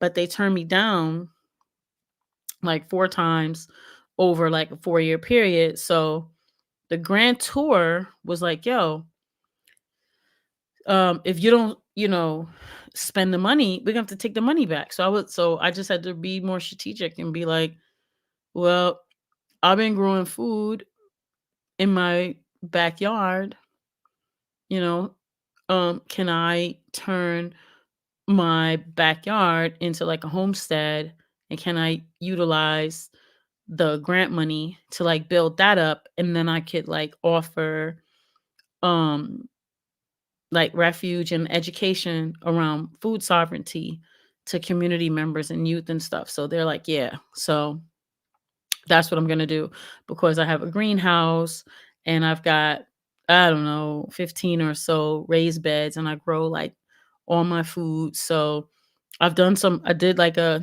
art event back there where we made dye from plants, like indigo plants, and then we talked about the history of indigo and its connection to our people and this kind of thing, and uh, um, connect with other growers so we can think about how we're decolonizing like what we grow. I started growing tobacco in the ground because tobacco is the original indigenous crop here in Michigan. So to help heal the land, because I told y'all my neighborhood is what they call up. And so it's a lot of pow pow in the place to be. So planting the tobacco, you know what I'm saying? Just like talking to the land and talking to the plants and talking to the trees and talking, to help heal that. You know what I'm saying? To help heal some of that. So just been doing that kind of thing. You know, making it like a communal space. Okay, as far as like a co-op, so I also work for Detroit Black Community Food Sovereignty Network. So we raised 21 million bucks over a 10-year period, and we purchased the land and built a building. And so our co-op grocery store is going to open this year. So I'll send you all the invite. So I hope y'all could come to Detroit when we open. Because that's going to be dope. We're actually hiring for the farm. We're hiring a farm manager. If y'all want a job, if y'all want to move to Detroit and become a farm manager, we're hiring a farm manager. We're hiring a co-executive director. So if y'all know somebody who wants to be a co-executive director, we're hiring a chief financial officer, pays $70K a year, full benefits. If you know somebody want to come here, we're hiring for that. We're also hiring a store manager for the co-op, and the building it will have 4 community kitchens, and the community kitchens will be spaces so that food preparers can have a legal space so that they can sell to like other retailers and things, and or make food and sell whatever commercial kitchen, certified commercial kitchen. So there'll be 4 and people could rent them. We'll also have a banquet hall so people can have events, and then the co-op will be in there. So there'll be like a prepared foods part, but it's mostly for like your produce and groceries. And we'll be prioritizing Black farmers and Black food preparers and Black, folks with Black products. Baba Malik is retiring, and that's why we're hiring to replace him. He's irreplaceable, but we're hiring because he's retiring. So yeah. And my role with the org, I'm currently the environmental justice coordinator, and he's transitioning me into the outreach and engagement coordinator for the Detroit Black Community Food Sovereignty Network. So that's for the organization, which includes the farm. And I'm also on the committee for the co-op because I'm also a co-op member, owner, and I'm on the outreach and engagement committee. But yeah, that's my official role. Also, too, I applied for us a grant. So I got us I had applied for us for a $250,000 grant. They awarded us with $120,000, which I'm fine with that. Whatever, give me some money to do what we need to do. And so, it's supposed to be for the it's for the citizens of concerned scientists, and it's to get more people to know about the farm bill and to be able to weigh in on the farm bill and to input on the farm bill. And with that, I'm going to do that. And my priority with that funding, though, is to do lots of education around Black food sovereignty in our community.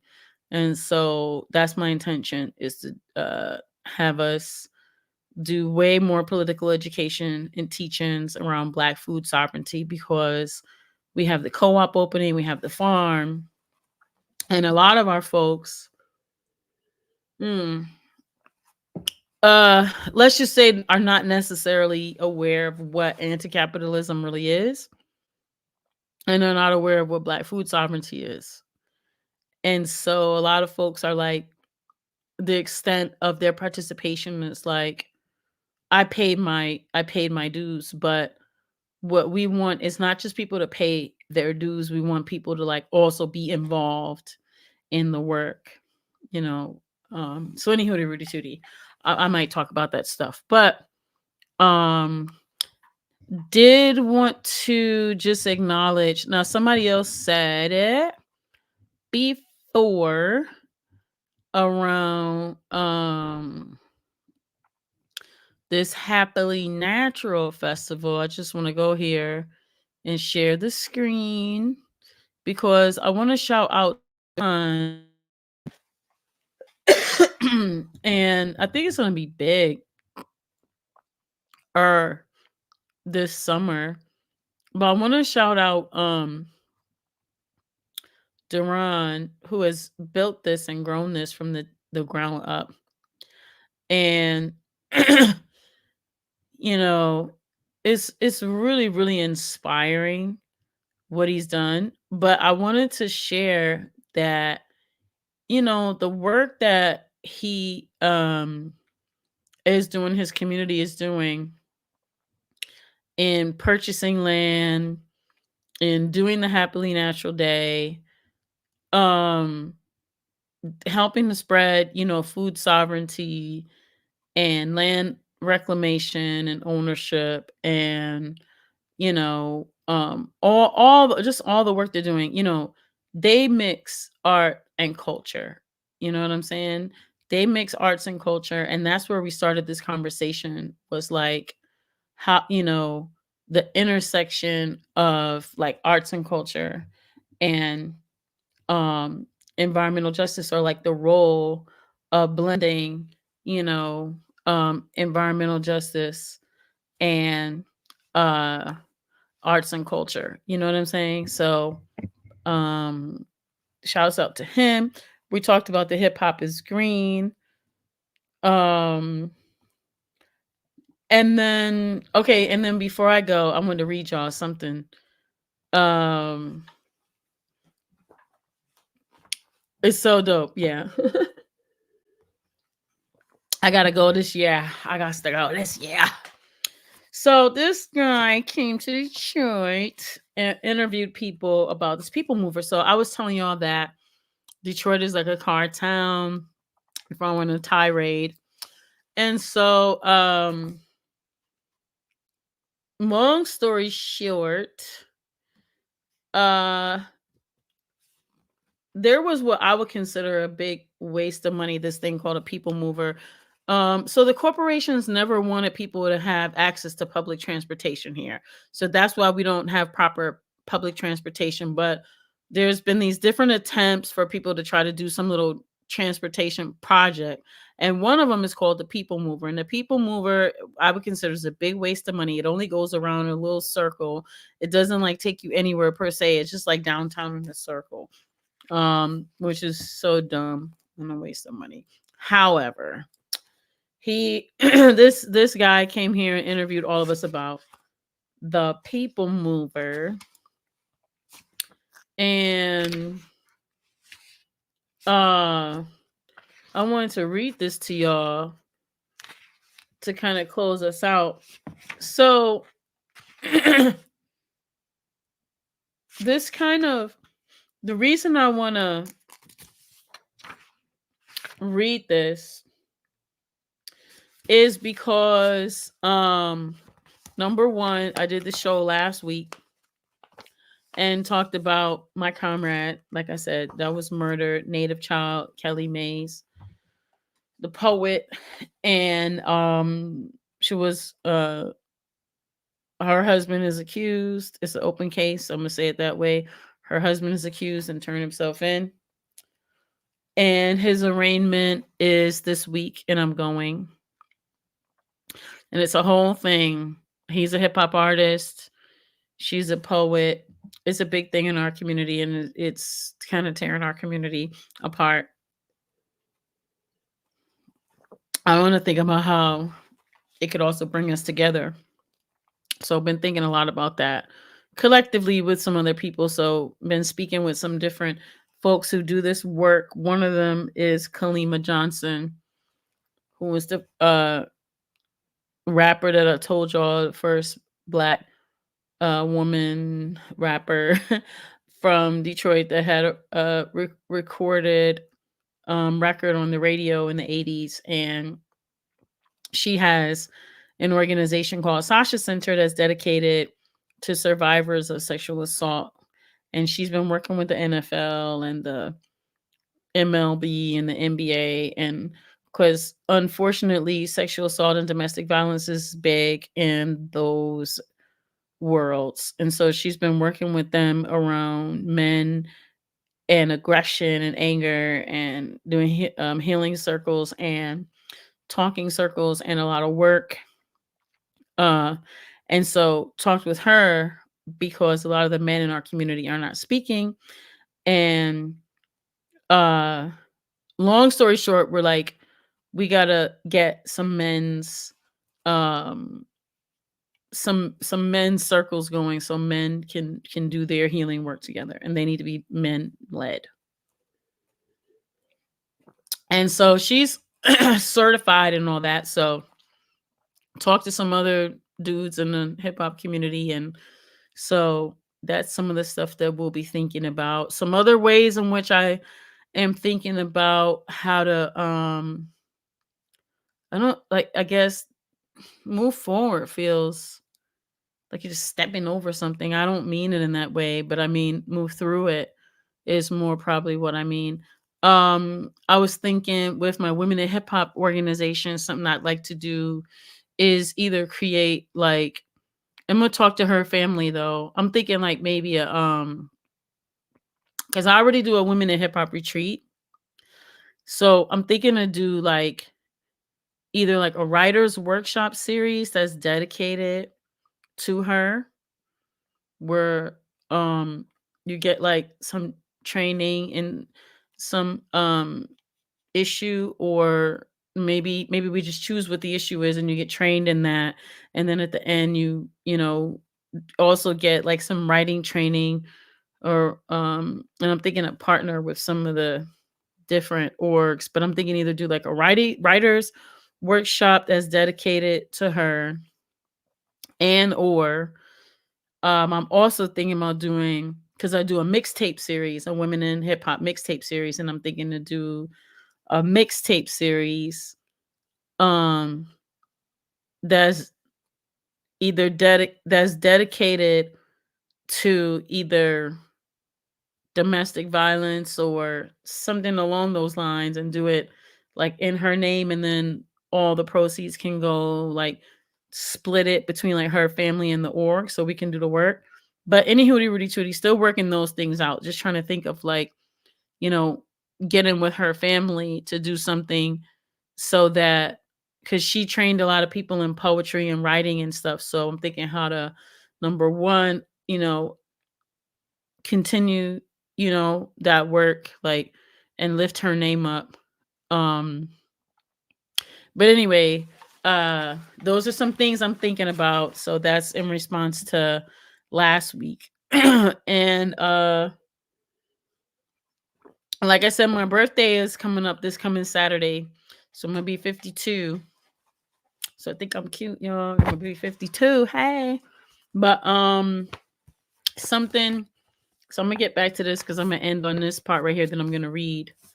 So like I said, this person is a writer and came to Detroit and did this writing on the People Mover. And thank you. And we had a building that was called the Joe Louis Arena. Thank you. And so the Joe Louis Arena was like a place where all the concerts happened and things like that. And so thank you so much. And so we have a concert arena now, but we used to have like two that were downtown. Thank y'all. And so any hootie Rudy tootie, this, I wrote this before that movie came out, Straight Outta Compton. I went to Northwestern High School in Detroit, Michigan I was in ninth grade from 1986. I entered high school. I graduated high school in 1990. Thank you, Leah Boggs. And uh, so my high school years were very vibrant. Like I said, I was a B girl. I danced in the circles. I was a dancer, a hip hop dancer, and Dunham. I danced in the Dunham Company. I was in the arts and culture movement. I told you about the little program that I was in school in the summertime.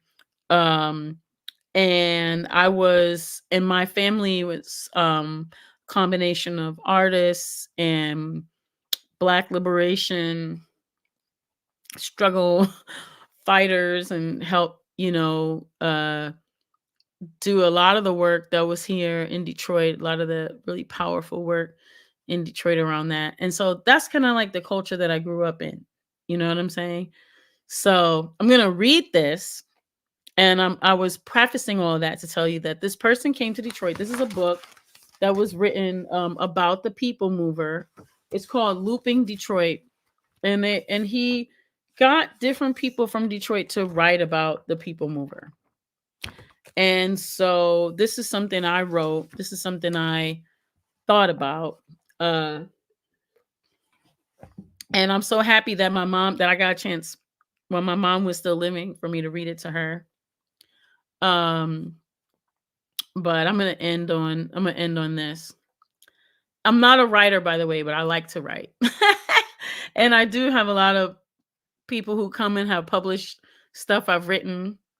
So I'm very honored to have different things that I have written. They're really just stuff I think in my heart. So I appreciate that people uh want to publish it, you know. So this was about Joe Louis Arena. Oh, by the way, they tore down Joe Louis Arena like a thing during pandemic. So my heart's crushed. But and something I have to preface. Okay, well, actually, you'll hear it in here. Joe Louis Arena.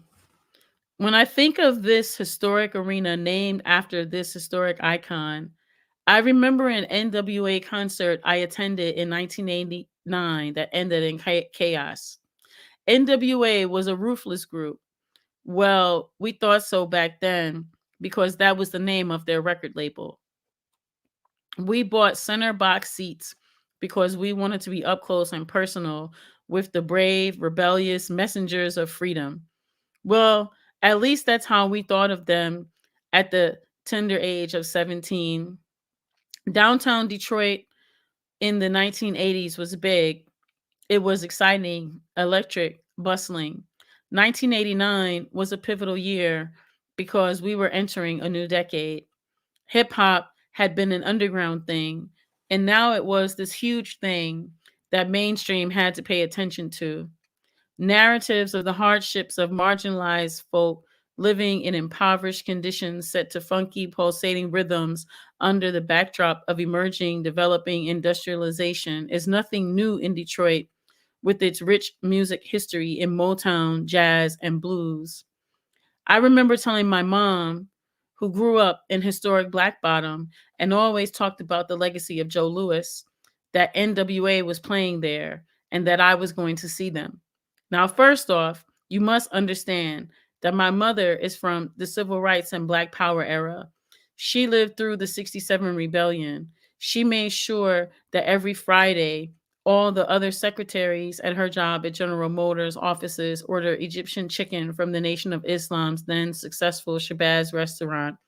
She marched with Dr. King when she was a young girl, when Grace Lee Boggs and Jimmy Boggs brought 125,000 people together for the Walk to Freedom down Woodward Avenue, the precursor to the infamous March on Washington, which ended at Cobo Arena right next to Joe Louis Arena.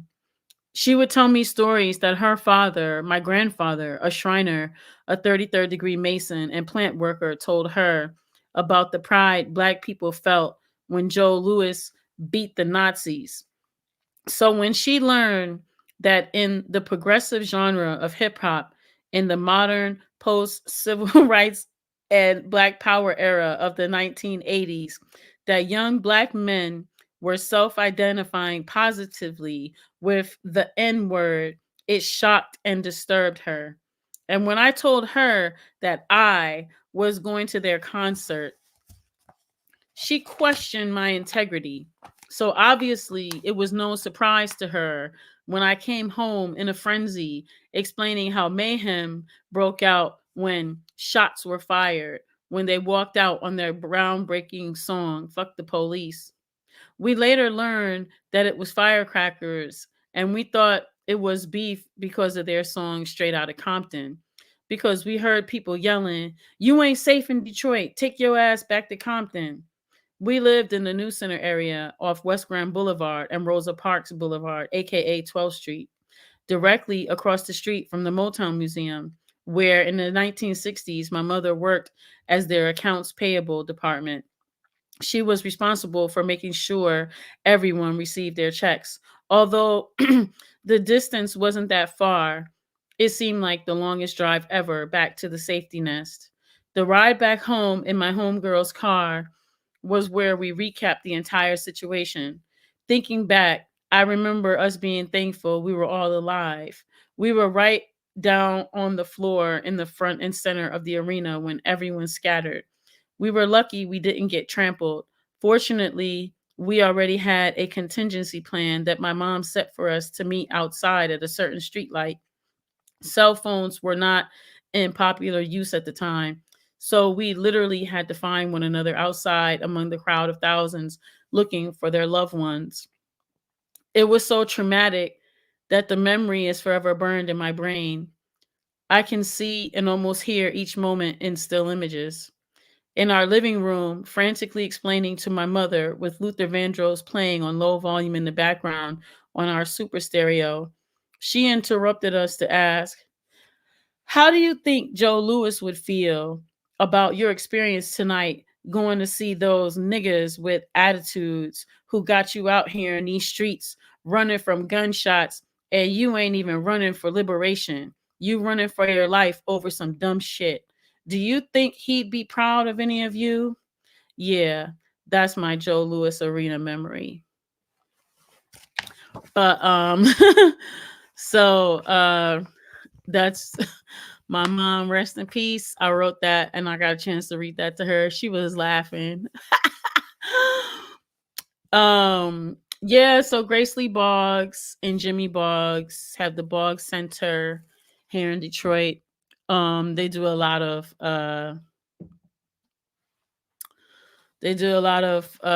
training and social justice training and stuff like that.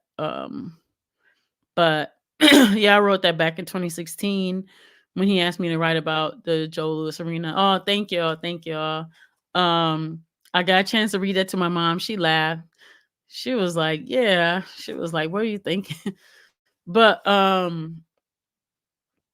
I read it before at the Charles H. Wright Museum for I think it was MLK Day too. So I'm glad I got a chance to read it here. But I wanted to read that because I want to just end on bringing the conversation back to, I had called this episode Hip Hop Feminism, a Powerful Force for Environmental Justice. And I did center it on a lot of the work that I had done because I would consider myself an eco-feminist of sorts. And so I had initially, yeah, rise in power to my mom. Thank you so much. I had initially was thinking like I was going to pull like all these songs. And I looked up a lot of songs that relate to environmental justice, but then when I listened to them, and to be honest, it took a lot of work to try to make those connections with a lot of the hip hop artists. And so cuz they had like I had looked up, they had songs like, I don't know, what were some of these songs? Uh Feels Like Summer, Childish Gambino. Anyway, but and I'm not saying that that's not that there's not. But I am saying that I thought that what would probably be more interesting or useful was to see some of the ways in which I had integrated that. You know what I'm saying? I feel like that's more practical and some historic ways that, over time it's been done here in Detroit as examples. A lot of it, is was done in collaboration with other orgs and things like that. But in that sense, I read the environmental justice principles earlier. I gave um that, health and wellness is the 10th element of hip hop officially. And so it's just to like ground us in like that, you know, this culture that we have over here on Black Power Media, this culture that we have in the Black liberation space, this culture that we've created. I think what I would like to do is a lot of times just lift up a lot of the work that is going on, that has historically going on, and visibilize us a little bit more about ways in which that we are figuring out how to live these principles in practical ways. And I think it's useful to our community. um so if you go into dbcfsn.org, you can find the job. So dbcfsn.org, I just put that in the chat. um you can uh yeah, get some rest, oh Grease. Get to sleep. That's a part of environmental justice too, taking care of our health, self-care. But and also to the self-care references that I shared, in the top. I For me, environmental justice centers people. I think that's what's different from environmental justice and environmentalism, is that we center people and we center Black people, right? Our people. And we also think about ways in which we're resisting. We discuss ways that we're resisting. And part of maybe it's part of resisting, but a part of our plan, a part of what we do is in the resisting is we also have to do building. And for me, the building part is where I am a bit more, have a lot more practice, and my muscle built is in building a lot of, building a lot of tools, and building a lot of connections, and building a lot of ways in which people can um, see their own power and access, recognize the access to their own power to help be a part of these solutions and be solution oriented, right? Um, because when, for me, in my community where I live, it's so much trauma. How what's Snoop say? So much drama in the LBC. By the way, want to send lots of healing love to Snoop Dogg's daughter, who suffered a stroke because of lupus. There's so much illness in our community, and it's related to a lot of our environment. And yes, the environmental racism, the environment of environmental racism, um, the environment that, capitalism creates, the environment that racialized capitalism creates. And I do believe that as an eco-feminist, as a Black feminist, as a hip hop feminist, I do believe in our agency. I do believe in our power, and I do believe in our resilience. I think it's the balance of that, the balance of resisting, the balance of, like they say, whenever I go to community meetings, like, y'all ain't mad enough, y'all ain't angry enough. Come to my community, because people are very angry and they're upset and traumatized. And I think in my community, I'm gonna be honest with you, people are not really reading, books. They're not really reading anything Marxist, and they don't care to. A lot of people are stressed out. It's a lot of angst in my community. It's a lot of aggression. It's a lot of anger. People are pissed off. People understand exactly what's going on, even if they're not able to necessarily articulate it in an academic way, right? Or access the language, but they know exactly what's happening like to them.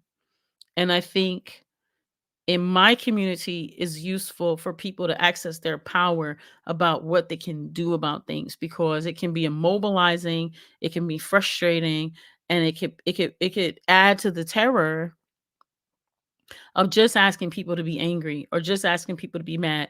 And for me, it's not enough to be angry. It's not enough to be mad about something. It's not enough to just be pissed off.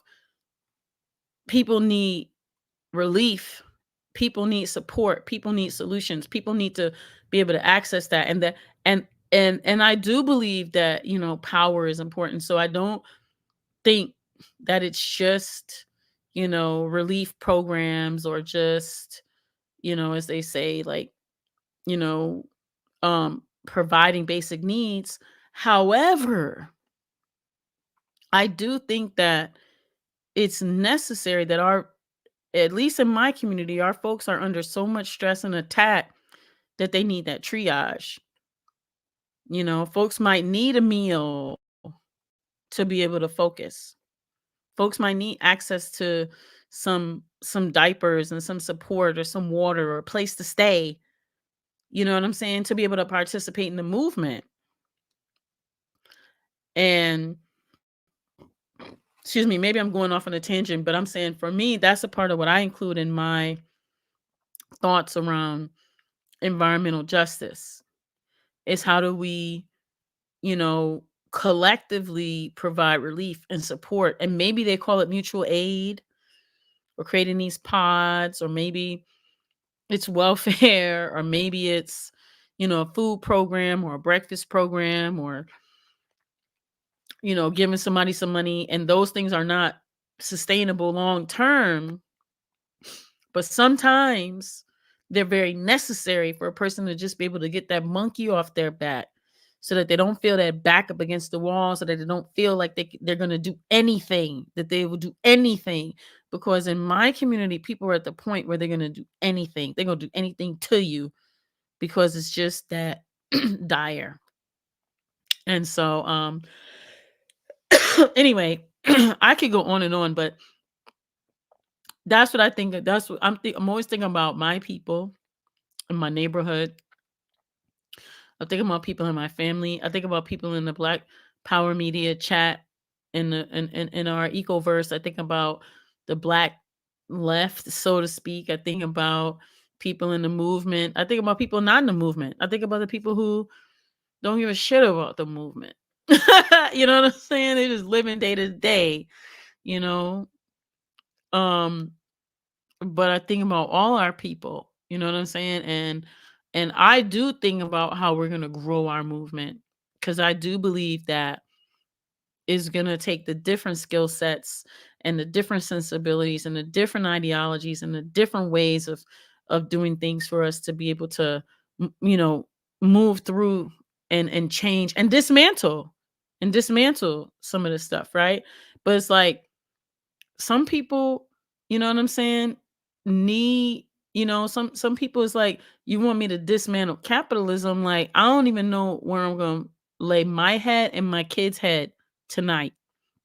I got somebody chasing me. I got a PPO out on people. These are some people's realities. When from the last week when I did the show about my friend being murdered, I had I had m- different women inbox me and dudes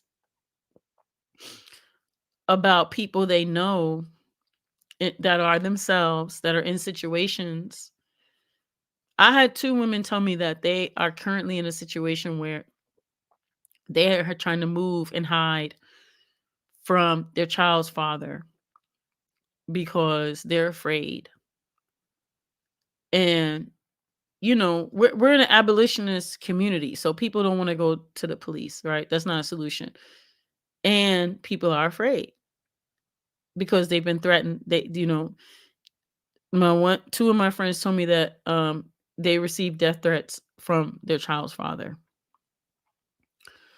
and they're abolitionists, right? Um, so both of those women I know are moving or in the process of moving secretly, and so I'm just saying that like we want people to be able to show up in these movements and things, and I just think that we also got to show up for our people so that our people can show up as well. You know what I'm saying? So I would like for us to have more conversations about that and more solutions around that. You understand what I'm saying? More solutions around that, because it's just not enough for us to say, "Yo, I gotta be angry." You know how many people angry? People are already angry. Like that's that's not enough. Um, but any hootie rooty tootie, I can go on and on. But again, I read that because I think about bringing it back full circle. What is the environment that um we're creating, and what is the environment that we want to create? And I read that piece because that's basically what my mom was instilling in me, rest her soul, was like, you know better, Pipe. That's what she was trying to tell me. Back in 89, like, you listen to the NWA, you know better.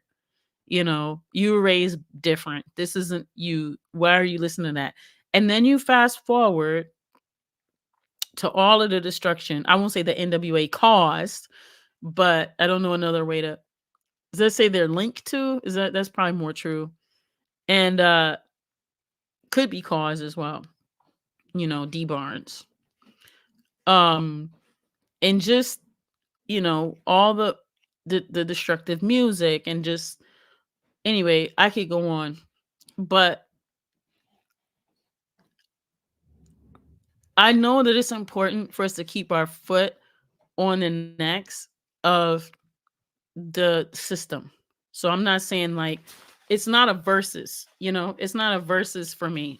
It's not a versus. It's just a challenging question that I want to put to us as community members and comrades and people who are thinking about all these things as we're thinking about all these things in our environment. Like, I'm going to out myself. Like I said, I identify as a, you know, Black eco feminist, right? That's fighting for Black liberation. Maybe a hip hop feminist, right? Um, because I use arts and culture as my tool and my weapon and my medicine, and my refuge.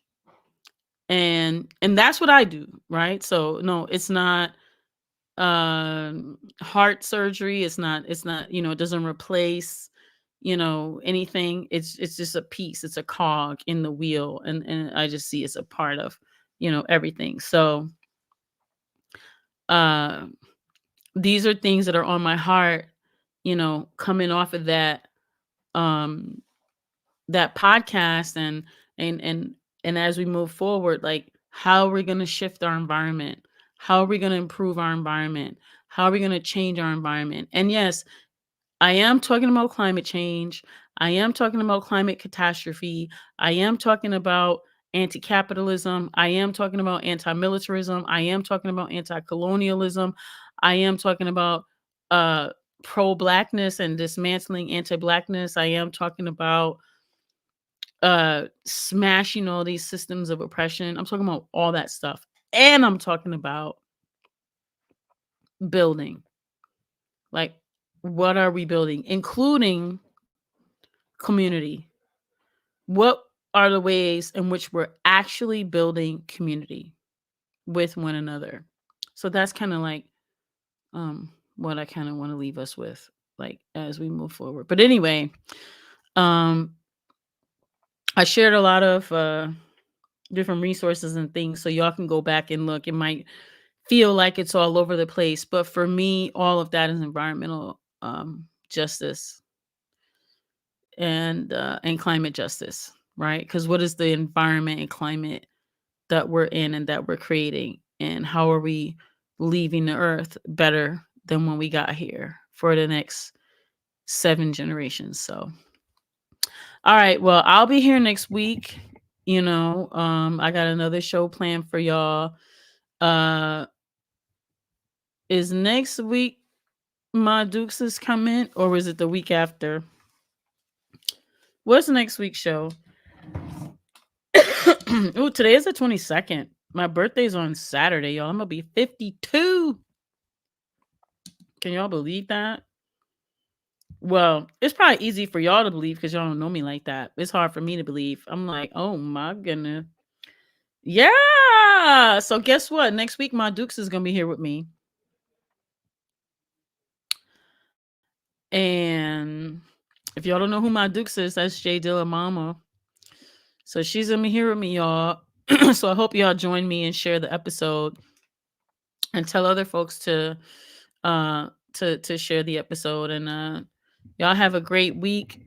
I hope everything goes well in everyone's lives and everyone is living your best life and your most optimal self and health.